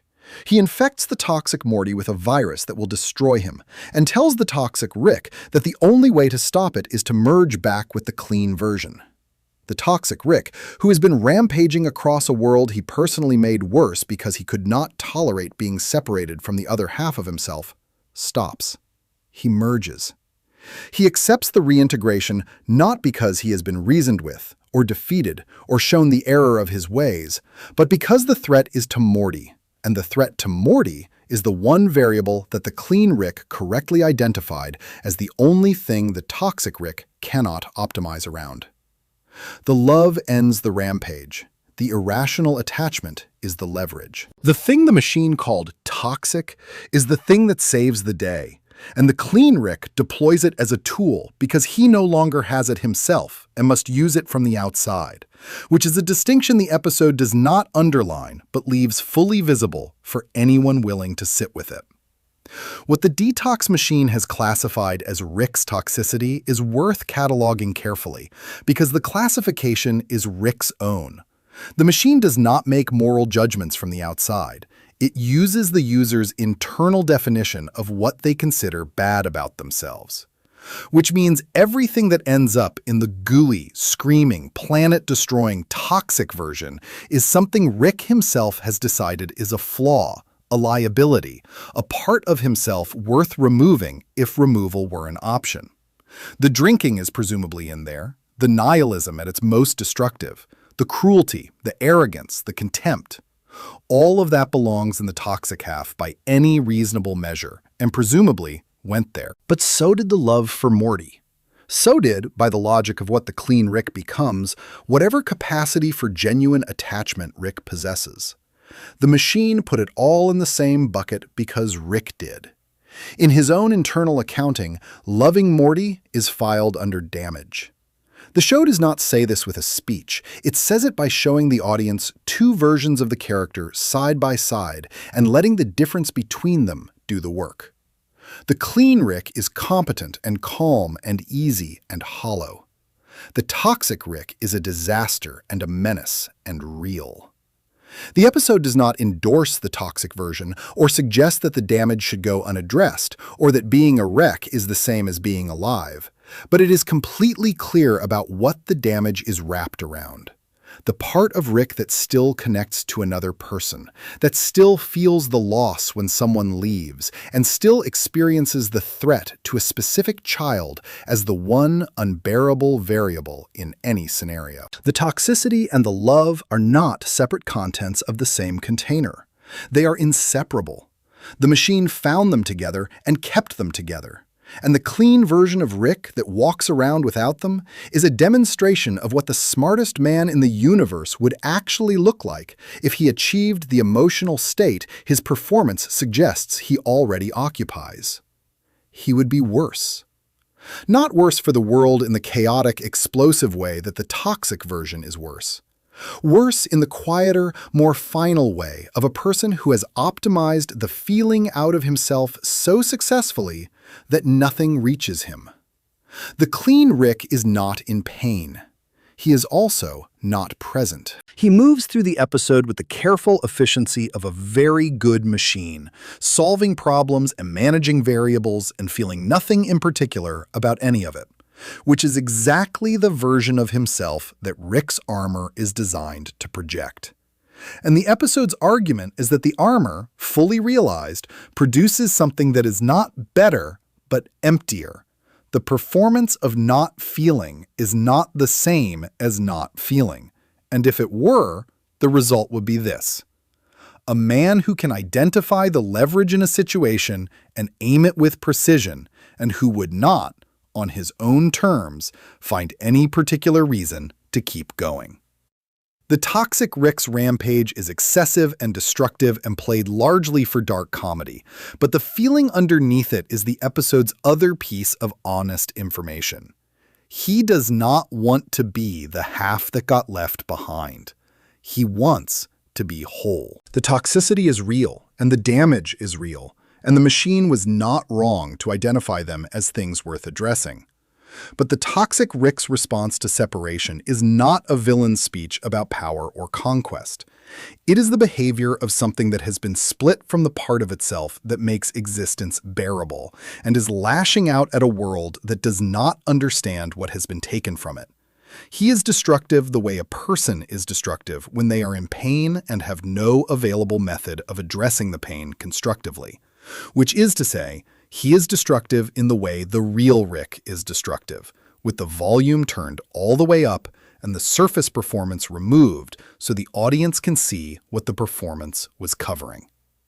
The reintegration at the end of the episode does not produce a healed Rick. It produces the regular Rick, which is the toxic, and the clean, folded back together into the functional composite that the show runs on.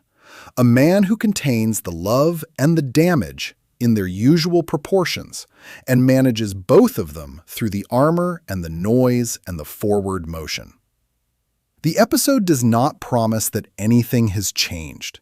It does not deliver a Rick who has processed his experience in the machine and emerged with new insight about the irrational attachments he has been mislabeling as toxicity. It delivers the regular Rick, complete and unimproved, with the toxic half back in place where it belongs, and Morty restored and clean and empty until he is reinfected with his own toxic self by Rick and Jessica tracking him down and reversing his absence of conscience. The Clean Morty subplot carries a mirror image of the same argument. Morty, without his insecurities and his guilt and his emotional damage, is socially successful and romantically confident and completely unable to feel anything for another person in a way that means anything. He dates Jessica, the girl he has wanted for the entire run of the show, and the date is fine and the breakup is nothing, and Stacy at the bar afterward is also fine and also nothing, because fine and nothing are the natural conditions of a mind that has had its capacity for genuine attachment classified as a flaw and removed. The episode uses Morty to externalize what the clean Rick demonstrates internally, that the things we most wish we could be rid of in ourselves are often wound around the things that make us worth being. Morty without his damage is a sociopath who is good at small talk. Rick without his damage is a sociopath who is good at strategy. Neither is better than what they were. Both are less. The specific framing of love as toxicity also does a retroactive reading of the whole character that the show does not need to explain because the episode has already made it plain. Every time Rick has treated his attachment to Morty as an inconvenience, every time he has performed indifference in front of an audience that includes the audience watching the show, every time he has reached for the nihilism of the meta tier to argue that caring about a specific child in a specific universe is an irrational act in an infinite multiverse, he has been using the logic of the clean machine. He has been running the calculation that produced the clean Rick. That the love is the liability, that the attachment is the damage, that the person capable of genuine feeling is the toxic version of himself, and the person to aspire to is the one who operates without it. The episode's argument is that this logic, which Rick runs as a continuous background process, is the most fundamental misclassification in his entire life. The love is not the damage. The love is the only thing in the toxic half that was ever worth keeping. What makes the scene with the leverage genuinely sad, rather than merely ironic, is the clean Rick's relationship to the information he uses. He knows that the toxic version loves Morty because he was the other half of the person who loved Morty before the machine separated them. The knowledge is a memory of a feeling he no longer has, which means he is using a ghost of his own capacity for love as a weapon against the version of himself that still has it. He has to reach back across the machine's divide to find the leverage, because nothing on his side of the divide generates any. And the reaching is a picture of how Rick uses the awareness of his own emotional life without actually living inside it. He knows the feeling exists. He can see where it lives. He does not experience it, and he uses his knowledge of it strategically. And the show holds both of those things in the same moment, without resolving them into a moral lesson. The episode ends with the regular Rick restored and the clean Morty reinfected, and the show resuming its normal shape. And nothing is different. No confession has been made. No insight has been delivered. The machine's verdict has been reversed and the contents mixed back together and the armor reassembled and the performance resumed. But the verdict is on the record now, in the way the show keeps its most important information on the record without spelling it out. Rick's own self-conception classifies his love for his grandson as a toxin. The most important thing about him, by the show's own argument, is the thing he has decided makes him worse. He carries it anyway, mixed in with everything the machine identified as damage, unable to remove it and unable to fully claim it. And the show lets that contradiction sit without resolution, because the contradiction is the man. Before we move on, if you're enjoying this analysis, please consider subscribing. It helps the channel tremendously. The detox machine showed that Rick classifies his love for Morty as damage, and that without it, he becomes something efficient and empty and not worth being. Next, the focus turns to the moment the show had been building toward since its first season, the Season 5 finale that finally put the full truth of Rick's history on screen, and what happened the instant Morty tried to meet that truth with kindness. Section 7. The Backstory Finally Named. The show spent 5 seasons building a wall around Rick's history, not carelessly, not out of a failure to plan, but with the precise architectural intent of a writer who understands that the longer a wound stays unidentified, the harder it lands when the audience finally sees it whole. Fragments appeared over the years.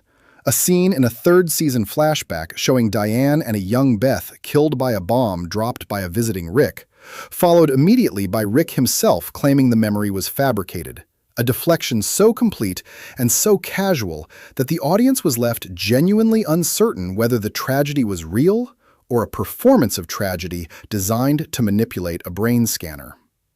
The show held that uncertainty for 2 full seasons, dropping small pieces of evidence that the real history was something, that the man underneath the performance had been shaped by something specific and irreversible, without ever assembling the pieces into a picture the audience could hold steady.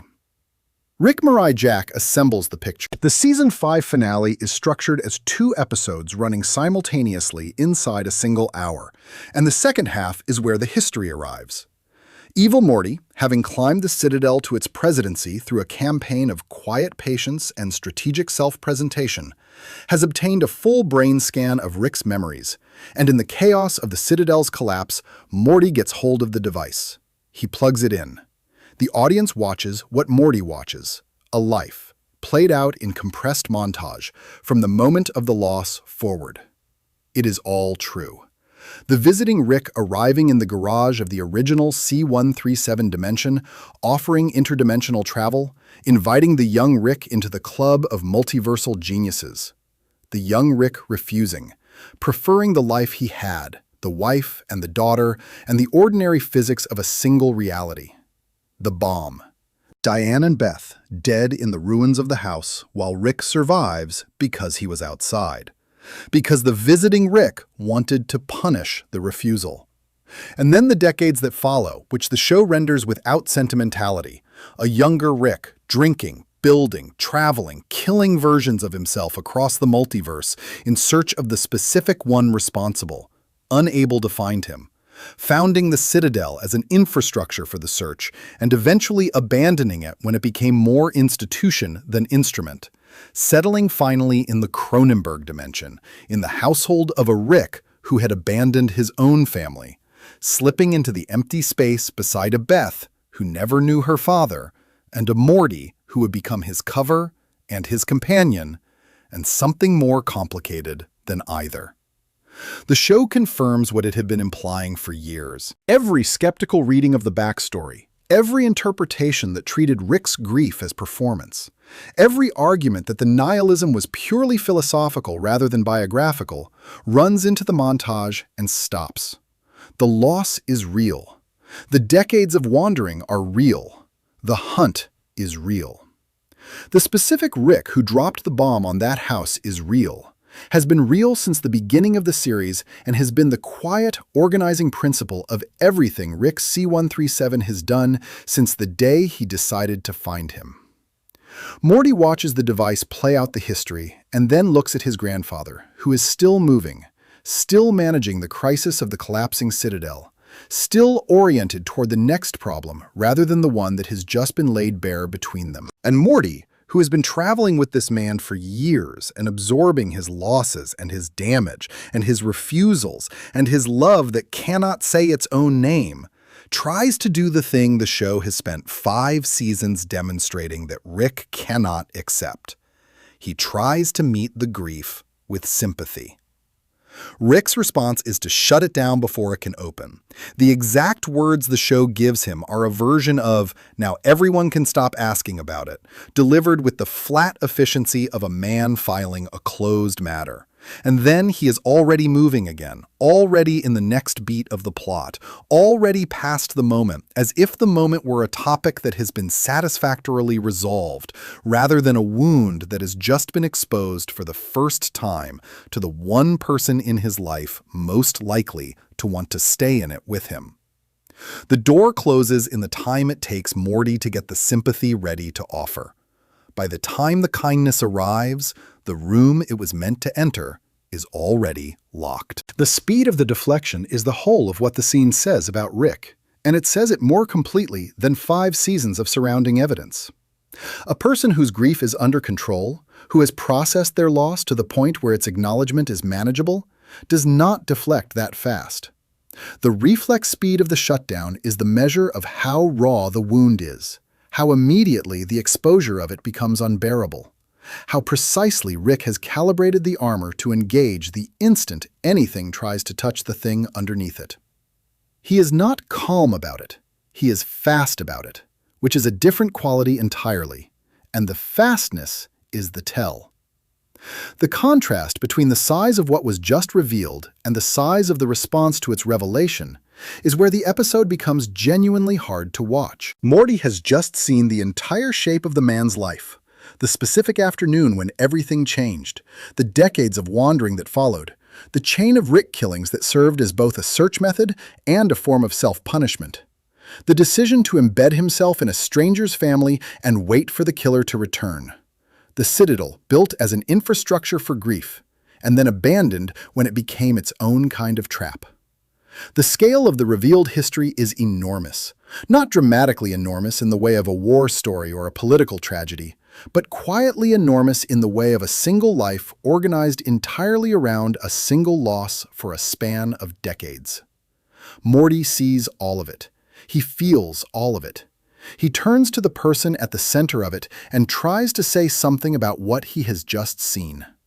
Rick says, "Now everyone can stop asking about it," and keeps moving. The moment lands hardest not because of what Rick refuses, but because of whom he refuses it from. Morty is not a stranger. Morty is not a Federation interrogator, or a Citadel bureaucrat, or a galactic enemy whose sympathy would be contaminated by agenda. Morty is the person Rick has spent years protecting and using and loving in the only way he can manage, and keeping close at a cost that the prior sections of this essay have been cataloging. If there is anyone in Rick's orbit who has earned the right to offer something without it being deflected, it is this specific teenager who has buried his own corpse in a backyard and fought through a purge and sat in alien therapy and been used as camouflage and been honest about loving the man even when the man made being loved difficult. Morty is the least complicated argument for letting the door open a crack. Rick shuts it on him anyway. The deflection is not cold. That is the thing that makes it most painful to sit with. It is not contemptuous or dismissive in the way Rick can be contemptuous or dismissive when he is performing distance. It is fast and flat and final, in the way that a person is fast and flat and final, when the alternative to speed is the feeling itself arriving unmanaged. When the only way to stay functional is to move before the moment can land. Rick is not protecting himself from Morty's sympathy because he does not want it. He is protecting himself from it because he does want it. And wanting it requires him to be the person who needs it. And being the person who needs it means the grief is real and immediate and not yet resolved in any meaningful way, despite the decades of movement and the citadel and the portal gun and the wall around infinity, all of which were supposed to be the evidence that he had handled it. The brain scan itself is worth pausing on, because Rick did not hand it to Morty willingly. The device was obtained by evil Morty, who used it for his own purposes and then passed to Morty in the chaos, and Morty's use of it is an act of genuine curiosity and love, wanting finally to understand the man he has been traveling beside. But it is also a transgression. Rick has spent years actively preventing this exact knowledge from reaching Morty, has interrupted conversations, has claimed the backstory was fabricated, has dismissed attempts to establish a canonical history, has done everything in his considerable power to ensure that the wound does not become legible to the people nearest him. And then evil Morty drops the decoder in Morty's hand and the wall comes down against Rick's will. Which means the deflection at the end is also, on some level, Rick's response to an exposure he did not choose. The sympathy is arriving for a wound that Rick did not decide to show. And the combination of unwanted revelation and immediately offered kindness is more than the armor can absorb at speed. He clears it as fast as he can and moves. The Rick Mirai Jack backstory also changes the reading of every scene that preceded it, in ways the show had been setting up without being able to pay off until the confirmation arrived. The Season 1 episode, Close Rick Counters of the Rick Kind, which established that Rick C-137 was the anomalous Rick, different from his counterparts in ways the show declined to specify, reads differently once the history is known. He is different because he came to portal travel through grief rather than ambition. Because the multiverse is not, for him, a playground or a territory, but the crime scene he has been walking for decades trying to find the perpetrator. The Citadel, which the show had presented as a monument to Rick's self-importance and desire for control, reads as a monument to his loss. He'd built an entire civilization of his own duplicates because the search required infrastructure, and the infrastructure became its own kind of trap. And he tore it down eventually because traps, even elaborate self-constructed ones, are still traps. The detail the show places at the center of the reveal that gets discussed less than Diane's death is the one about Rick's original Beth. The backstory confirms that the Beth currently in the show's family, the one Rick has been living alongside and managing and rationing his approval toward and ultimately offering to clone so she could have the life she wanted, is not his original daughter. His original daughter died in the same blast that killed Diane. The Beth he has been protecting, the fear of abandonment she expressed in the cave on the small planet, the years of approval and withholding, and the whole complicated architecture of a father-daughter relationship organized around a wound neither of them can fully name, is with a Beth who does not know she is a replacement. Rick knows. He has always known. The approval he rations is owed, in full, to someone who is not here to receive it. And the person receiving it in her place is doing so without the context that would explain why it matters so much to both of them. That detail does not arrive in Morty's brain scan viewing with a label on it. The montage does not pause to announce its own implications. But it is there, in the structure of what the audience is watching. And it deepens the sympathy for Rick, not by adding more loss to the account, but by showing how the loss compounds across the years, how the original wound generates secondary wounds that the people closest to him carry without knowing what they are carrying or where it comes from. Beth's fear of abandonment is partly about Rick's behavior as a father, which has been genuinely inconsistent, but it is also, in some structural way the show cannot quite make explicit because Beth does not know, about a father's grief for a daughter who is not here, displaced onto the daughter who is. The Season 5 finale does not end on the revelation. It ends on evil Morty walking through the wall the Ricks built and stepping out into the true infinite. And the episode has work to do on that story. But the revelation sits inside the episode's final act as a permanent weight. The thing that has now been named and cannot be unnamed. The backstory that spent 5 seasons as a mystery and is now a fact that Morty knows and Rick knows Morty knows, and neither of them is going to be able to discuss in a way that does justice to its size. The door that Rick shut on Morty's sympathy in the immediate aftermath will stay shut, because Rick's only tool for managing the knowledge that someone has seen him is speed, and speed is not available to him in the quiet aftermath of a major revelation. So the door stays shut, and the sympathy sits on Morty's side of it, and Rick keeps moving toward the next problem, which is what he has been doing since the afternoon the bomb dropped and the garage was rubble, and the quiet of a single ordinary life was over. Before we move on, if you're enjoying this analysis, please consider subscribing. It helps the channel tremendously. The Season 5 finale named The Wound at Last and showed the deflection that followed the naming, a man shutting the door before the kindness could arrive. Next, the focus turns to what Rick built in the silence after that loss.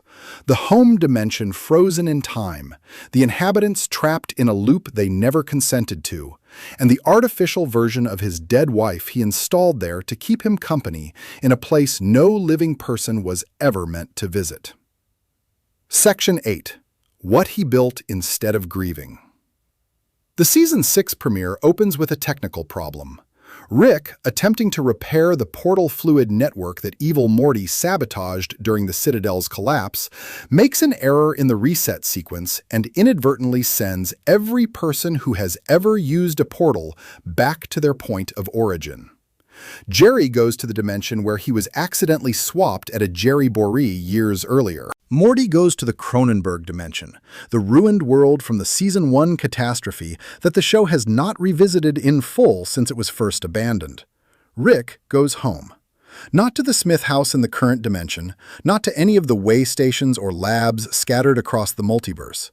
To the dimension labeled C137, the original one. The house where the bomb dropped and 2 people died on a Tuesday afternoon, and a younger Rick stood in what remained and began the long project of not being able to leave.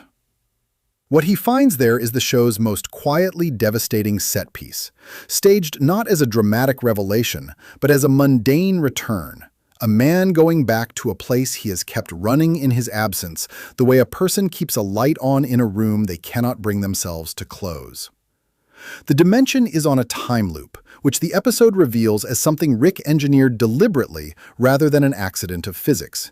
He set the loop. He chose the parameters. The inhabitants of that dimension have been living the same stretch of time on repeat, aging inside it without any awareness that the loop exists, trapped in a recursive present that Rick installed because the present he installed it around was the last moment the world was the shape he needed it to be.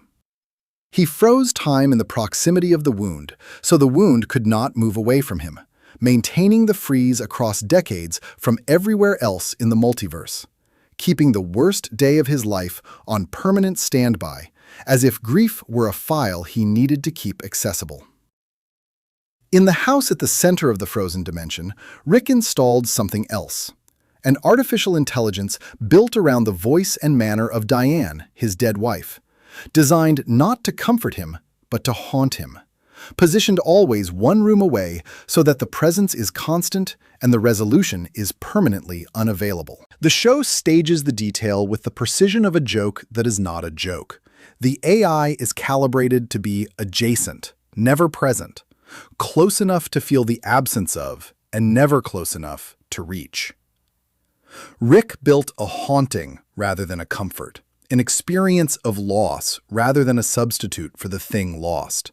And he built it on purpose, with the full knowledge of what he was building, in the house where the thing was lost. The greatest inventor in his portion of the multiverse made, in the silence after Diane died, a machine for staying in the feeling without admitting he was in it. Diane speaks through Carrie Walgren's voice, and the AI's dialogue is calibrated with its own particular cruelty. It asks cheerful questions in the tone of a person unaware of the weight of what they are asking, references the loss with upbeat efficiency, notes the absence and the years and the choices Rick has made since, without the emotional register a living person would bring to the same observations. The cheerfulness is the horror. Rick built a simulation of his dead wife, gave it a pleasant voice, pointed it at himself in an empty house, and then left. Came back occasionally, left again, carried the dimension in his awareness across decades as a kind of anchor. The specific wound kept at a specific address he could return to when the distance between himself and the grief became too manageable. The question the episode positions clearly without answering directly is, why? Why build the haunt rather than the comfort? Why calibrate the AI to be always adjacent rather than present? Why maintain a time loop around the worst day of a life rather than closing the dimension and letting the physics run forward? The show has given the audience enough of Rick's psychology by this point to assemble an answer from the available parts. And the answer has to do with the function grief has been serving in his life. The hunt for Rick Prime, the citadel, the central finite curve, the whole architecture of his existence since the loss. All of it is organized around the grief as its engine. Grief is the reason. Grief is the direction. Without it, the forward motion is just motion. The adventures are just chaos. The genius is noise aimed at nothing in particular. A man who has built his entire life around a loss cannot afford to resolve the loss, because resolution would require replacing the organizing principle with something chosen rather than inherited from tragedy.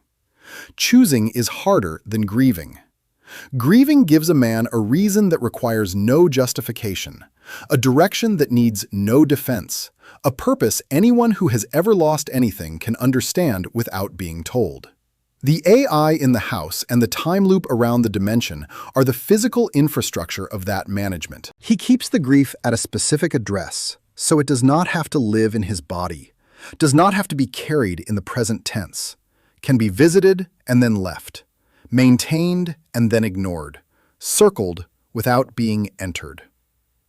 When Rick arrives in C-137 and the AI begins its cheerful haunting, his response is to reach immediately for the hidden alcohol, which the episode frames as dark comedy, and which is also completely accurate character behavior. He is back in the room with the wound, which is the room he built the wound's address in, and the first tool he reaches for is the same one he has been reaching for since the beginning of the series. The drinking and the haunting are the same system, both methods of being near the grief without being inside it, of maintaining proximity to the loss without the intimacy of sitting in it unmedicated. The C-137 house is a cabinet for grief, and Rick keeps the key on his person at all times and visits when the distance becomes too great, and leaves when the proximity becomes too much. And never, at any point in the years of this arrangement, does anything that constitutes genuinely grieving. What the episode eventually shows Rick doing in the house is deciding something. The conversation with the AI produces a resolution the show stages as a turning point. Rick tells it that he has held on to the death and the revenge plan long enough, and that it is time to settle in with the family he has come to care for. The scene is played quietly, and the resolution is real in the sense that Rick means it in the moment. But the show is careful not to frame it as healing. What Rick is doing is not processing the grief, but changing his relationship to the management of it, deciding to let the mission of revenge serve as a temporary organizing principle rather than a permanent one, redirecting the river rather than draining the reservoir. The reservoir is still there, maintained at the address in C-137, loop still running, inhabitants still aging, inside a present Rick froze for his own purposes. Those inhabitants deserve a moment of attention that the episode does not extensively provide. Real people live in the C-137 dimension. They have been living the same stretch of time on repeat for decades, aging within it without consent, without awareness, without any choice in the matter. Rick installed the loop around them the way he installs most things in the lives of people who do not know he is there. Without asking, without explaining, without acknowledging that their existence has any claim on the decision. The loop serves his grief. The inhabitants serve the loop. The arrangement is a smaller version of the microverse, another populated reality organized entirely around Rick's needs, and the show drops the detail without making it the episode's moral focus, because the moral weight is already distributed across too many other things happening in the same hour. The AI Diane complicates the sympathy in the scene by being designed to haunt rather than console. Rick could have built a comfort. He has the technical capacity to build a simulacrum of his dead wife, convincing enough that living with it might feel like a version of not having lost her. And the show has demonstrated more than enough of his biological and computational engineering to make that plausible. He chose not to.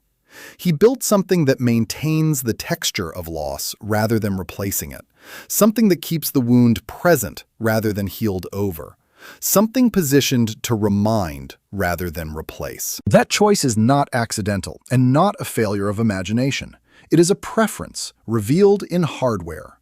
Rick Sanchez, the greatest inventor in his portion of the multiverse, had access to a technology of forgetting and chose, with full deliberation, not to use it. The preference is the most honest thing the C137 dimension reveals about the shape of his inner life. Every other behavior in the series can be explained, at least partially, by the performance of a man who does not need anything from anyone. But an empty house with a time loop installed around the worst day of its owner's life, and an AI calibrated to haunt rather than comfort, maintained in secret across decades of interdimensional travel, visited and left and revisited, kept running at a cost that must require ongoing maintenance from the man who built it, that is not explicable as anything other than a choice to stay in proximity to grief by someone who cannot let it go and cannot fully enter it either. The episode's secondary reveal deepens the C137 detail by making plain what the dimension's existence means for Morty.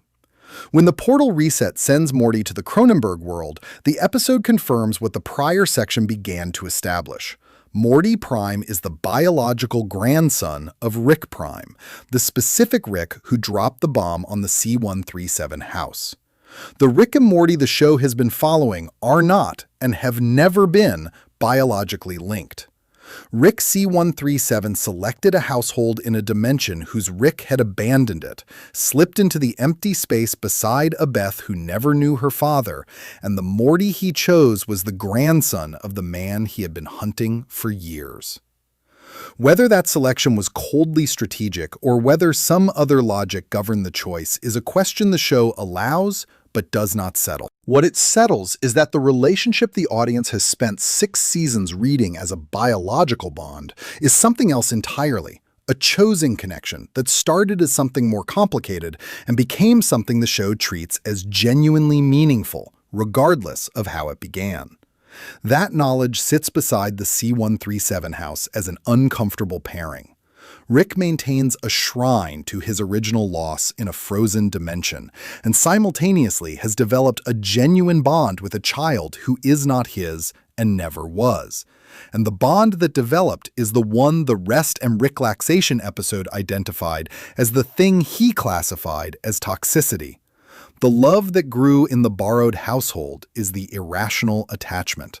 The shrine in the frozen dimension is the rational one, the structured grief with the managed address. The thing he should feel least is the one with the address. The thing the machine found alongside the damage is the one that keeps him breathing. Solarix resolves nothing about the C137 house, because resolution is not available at this point in the story. Rick leaves the dimension and re-enters the plot, and the loop keeps running in his absence, and the AI keeps positioning itself one room away in a house with no one in it to haunt. The infrastructure of grief continues operating the way it always has, without closure, without a decommission date, without any sign that Rick intends to do anything with it other than what he has always done. Maintain the distance, visit when necessary, leave when the proximity becomes unbearable, and keep moving through a multiverse full of adventures that are, on some level, the longest possible detour between one man and the afternoon he has been unable to stop circling. Before we move on, if you're enjoying this analysis, please consider subscribing. It helps the channel tremendously. The frozen dimension showed the grief given a physical address, a wound maintained in hardware by the man who built his whole life around not feeling it directly. Next, the focus turns to the episode where Rick did something rare. performed genuine emotional labor for another person without agenda, venturing into the ruined mind of his oldest friend to pull him back from the edge of permanent absence. Section 9. What he does for Bird Person. A family vacation is the least dramatic possible setup for one of the series' most emotionally complete episodes. Delivered in the first 30 seconds, the show treats the premise as the most ordinary possible piece of information. A brief absence, nothing requiring elaboration. The Smiths pile on to whatever conveyance constitutes a cruise in a universe Rick has access to, and Rick waves them off, and the episode closes the door on them and does not open it again. For the next 22 minutes, the show belongs entirely to Rick. Alone in the house, alone in the garage, alone with a project he has been working on in the margins of every other episode for the better part of a season. The slow reconstruction of the body of his best friend. Rick-ternal Friendshine of the Spotless Mort is the 5th season's 8th episode, and it makes the strongest case in the series for what Rick is capable of when the capability is aimed at someone he has decided is worth the full force of it. Not a scheme, not a survival problem, not a manipulation dressed as care or a sacrifice staged as strategy. Emotional labor, performed alone, without audience, in a garage on a quiet day while the family is at sea and no one is watching, and the only metric of success is whether his friend wakes up. Bird Person has been in pieces since the 4th season. The finale of that season saw him restored from his Phoenix Person form, the cybernetic weapon the Federation made of him after Tammy's betrayal at the wedding, but restored only in body. His mind retreated somewhere inside itself after everything it had absorbed, and the rebuilt Bird Person that Rick has been maintaining in the garage is functional as hardware and absent as a person. Rick has been returning to the problem quietly, between everything else, the way a person keeps coming back to a thing they cannot leave alone, even when they have told themselves they are done with it for the day. The technical solution he arrives at is a mind entry, a procedure requiring him to go inside Bird Person's consciousness and find whatever part of his friend has retreated from the surface and convince it to return. The show frames the procedure as a parody of Eternal Sunshine of the Spotless Mind, which the title announces plainly, and the mechanics involve Rick navigating through layered memories of Bird Person's life while the real world outside runs its own low-stakes comedy. The Eternal Sunshine parallel earns its place beyond the structural joke.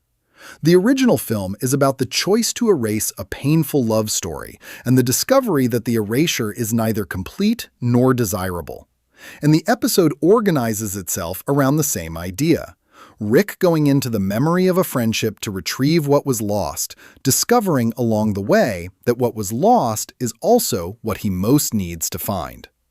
What the episode shows in Bird Person's memories is a version of Rick the current series has only glimpsed in fragments.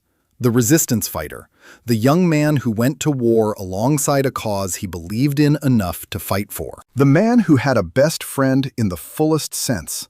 A person who knew him before the armor calcified, who was present during the years when Rick was still aimed at something larger than himself, when the genius was pointed outward at a fight, rather than inward at a wound.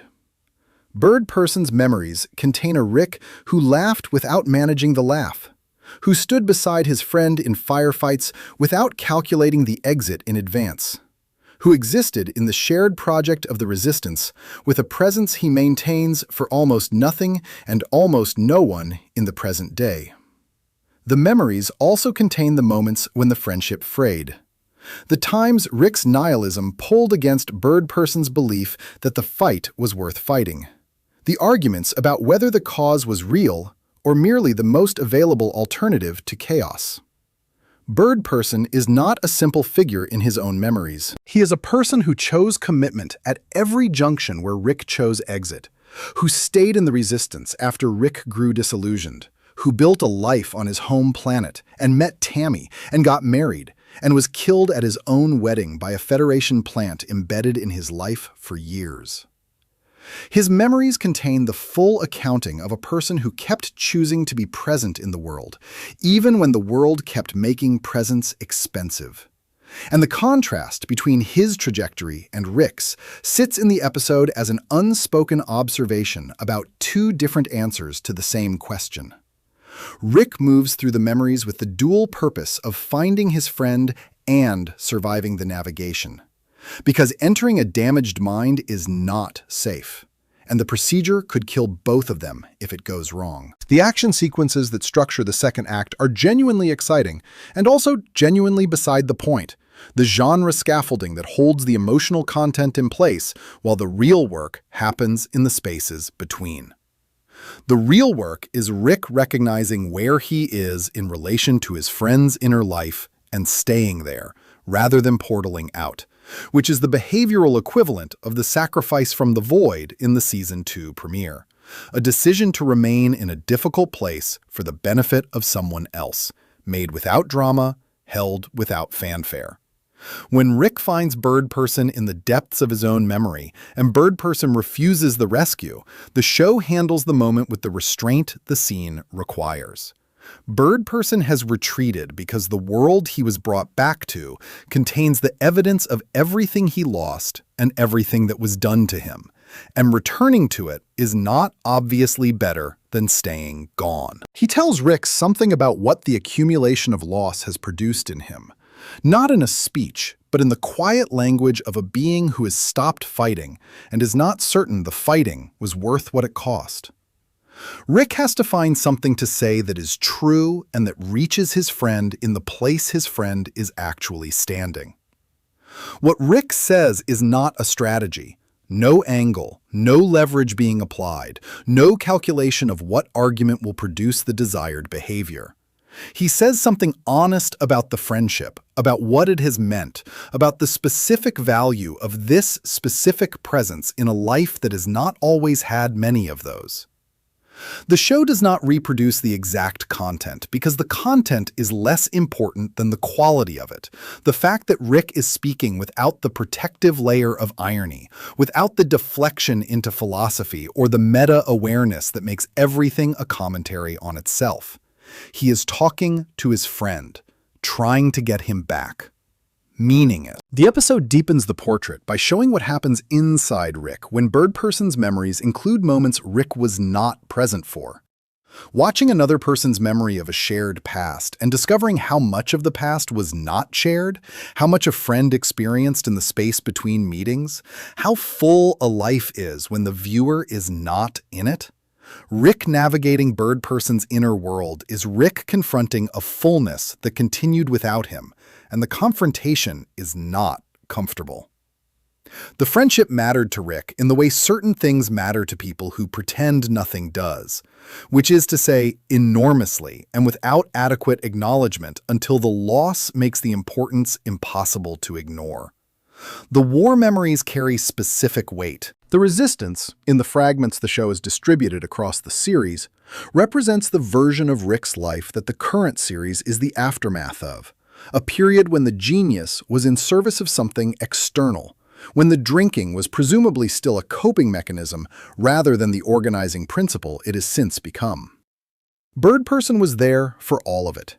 He holds the memories of a Rick that Rick himself may no longer have clear access to, the version before the armor finished hardening, and navigating those memories requires Rick to be in the presence of himself as he was, rather than as he is arranged to be remembered.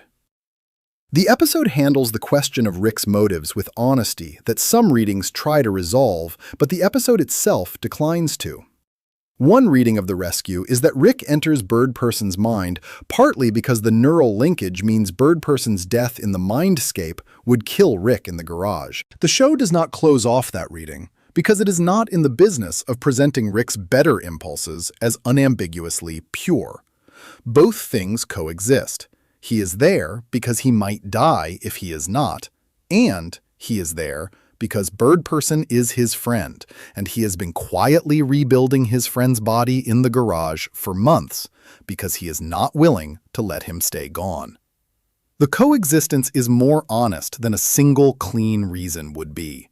What the episode demonstrates that the series otherwise shows only in glimpses is the seventh tier functioning without the defensive layer that usually governs its use. Rick talking to Bird Person in the depths of his friend's memory is Rick talking without the armor on, in a setting where the armor has no function because the setting is internal and private and there is no audience to perform for. The family is on a cruise.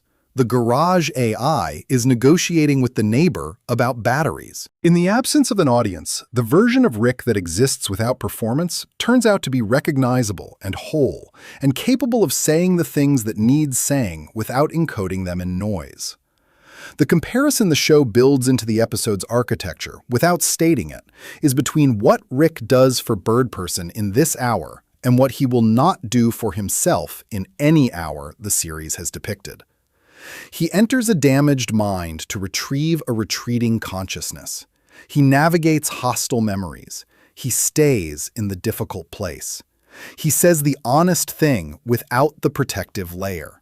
He performs, in full and without reservation, exactly the work that Dr. Wong described in the Pickle Rick therapy scene as the thing the family refuses to do, the repair and maintenance of a self. Unglamorous, without the risk of a glorious death. The slow labor of showing up for another person's inner life and refusing to leave until they surface. Rick does that for Bird Person. He will not do it for himself, and the show is consistent about the asymmetry. The same man who spends an entire episode venturing into a friend's ruined mind goes home to a garage and a flask and the ongoing project of staying in motion fast enough that nothing internal can catch him. The capacity is not absent. The willingness is not absent when it is aimed at another person. What is absent is the willingness to turn the same care inward, to be to himself what he is to Bird Person in that memory. Someone who shows up, stays, and tells the truth without encoding it in noise. Bird Person wakes up. The family comes home from the cruise. The episode does not mark the achievement with ceremony because ceremony is not the show's language and Rick's emotional life does not receive ceremonies. But Bird Person is awake, and the garage held the work while no one was watching. And the man who cannot sit still long enough to grieve his own losses spent an episode sitting very still inside someone else's mind and doing the unglamorous labor the situation required. The friend came back. That is the whole of it, and it is enough. Before we move on, if you're enjoying this analysis, please consider subscribing. It helps the channel tremendously. The Bird Person episode showed Rick performing freely for his oldest friend the emotional labor he will not perform for himself, a man at the ceiling of his actual capacity in a direction the armor never permits. Next, the focus turns to the episode where the decades-long hunt finally ended, and what the ending gave Rick, which was nothing he could use. Section 10. The victory that gives him nothing. Revenge plots carry a built-in promise. Not just that the hero wins, though winning is part of it, but that winning means something, that the long cost of the hunt is repaid by the moment of its conclusion. The storytelling tradition trained on that promise long enough that audiences absorb it as an axiom. Reach the end of the pursuit, and the pursuit will have been worth it. Rick and Morty spend 7 seasons building a revenge plot, and then, in the 5th episode of its 7th season, kills the target on a Sunday night in November. And what follows the killing is not the promise. What follows is a man sitting in his kitchen with a 1,000-yard stare while the family around him celebrates a victory he cannot feel. The hunt for Rick Prime is the longest continuous thread the series runs. It predates the show's own timeline, extending back to the afternoon the bomb dropped on the C-137 house and the younger Rick stood in the rubble and decided that the rubble had an author, and the author would eventually be found. The portal gun, the citadel, the central finite curve, the embedded life in a borrowed household. All of it is infrastructure for the search, built piece by piece over decades by a man who could not afford to stop building because stopping would mean the grief had no destination. A grief with no destination has to be lived in rather than aimed. Rick aimed his grief for decades. The hunt was not something he did alongside his life. The hunt was the life, and everything else was the cover story. By the 7th season, the audience has had time to develop its own version of the revenge story's promise. Finally, Rick will catch Rick Prime, and the catching will pay off the decades of pursuit, and something will resolve. When the episode called Unmortrican arrives, the show delivers the confrontation without stalling and the kill without sentimentality, and then does the thing the revenge story promise never prepares an audience for. It shows what happens afterward. Rick does not find Rick Prime alone, or on his own terms. Evil Morty, whose plan to escape the central finite curve has been the series' longest-running parallel story, gets pulled into the encounter against his preferred timetable.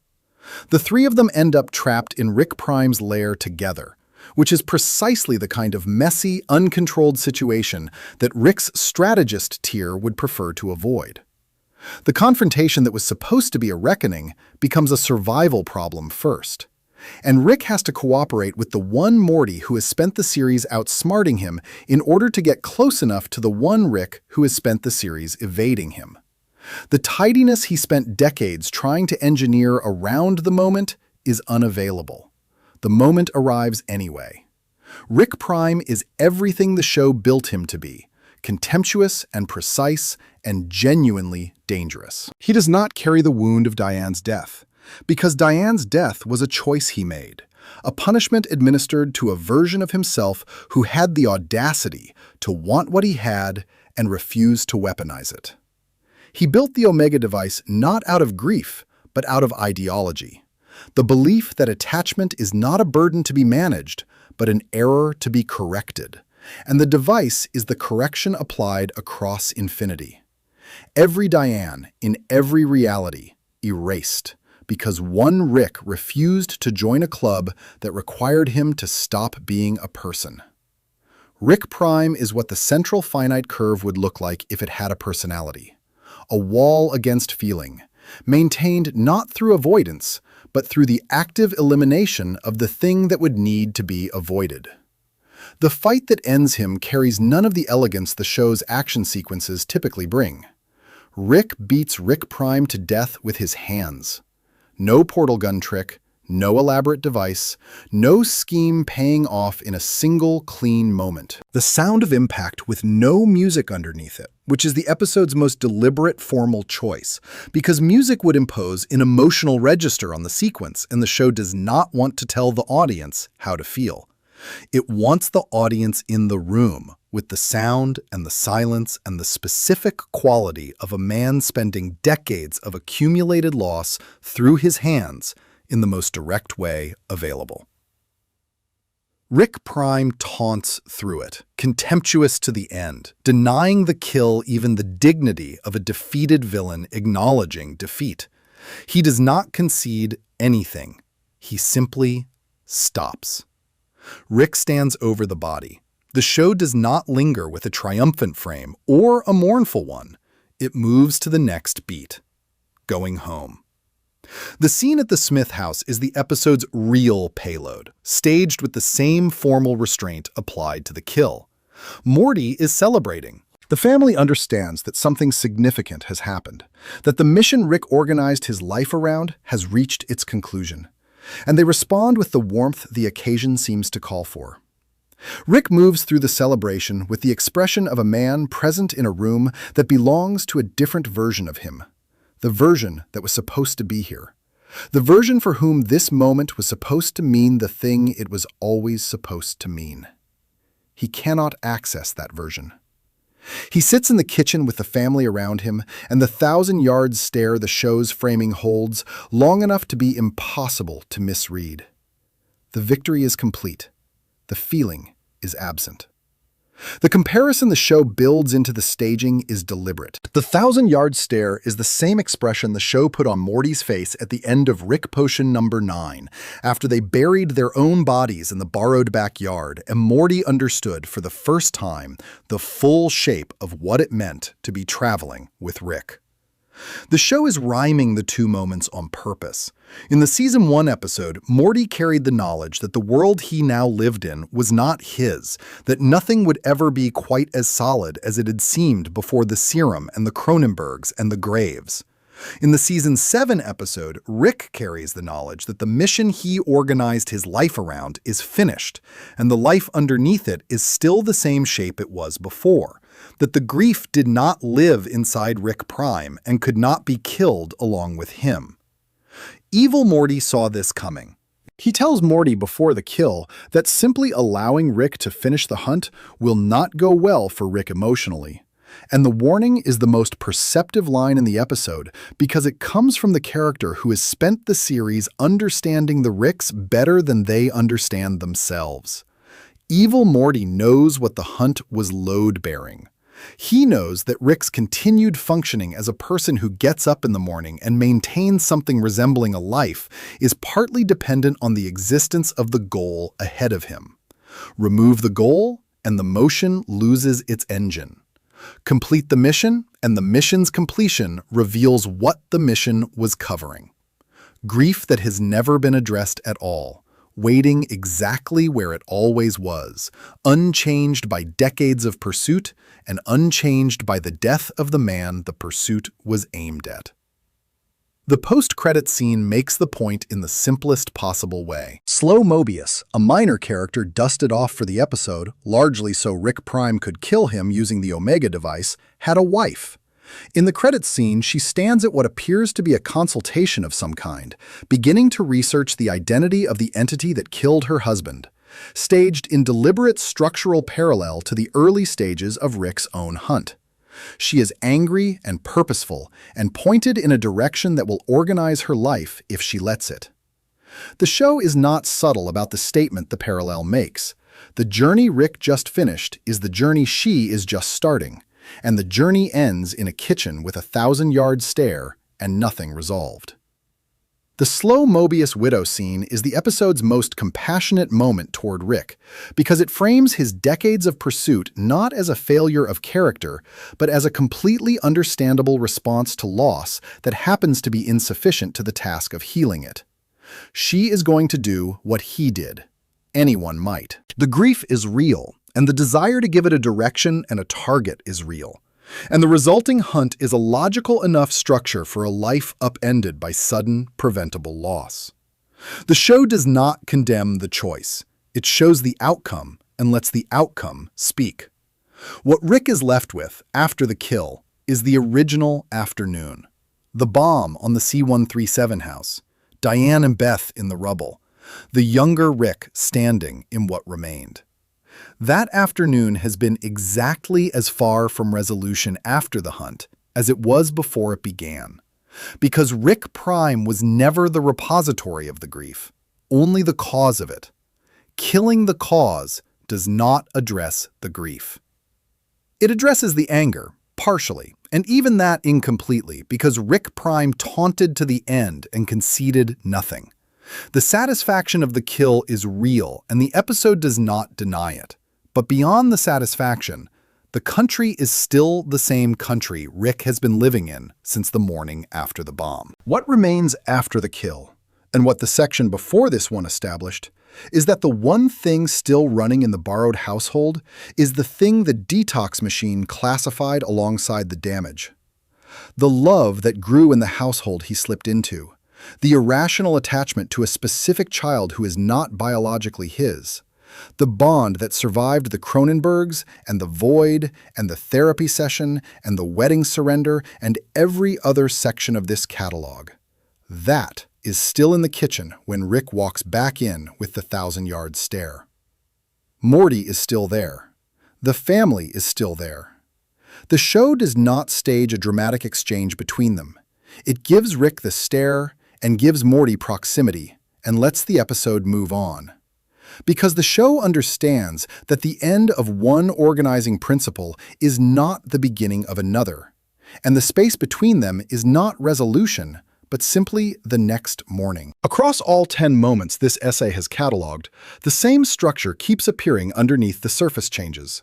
The garage, the void, the cave, the party, the detox machine, the frozen dimension, the friend's ruined mind, the kitchen after the kill.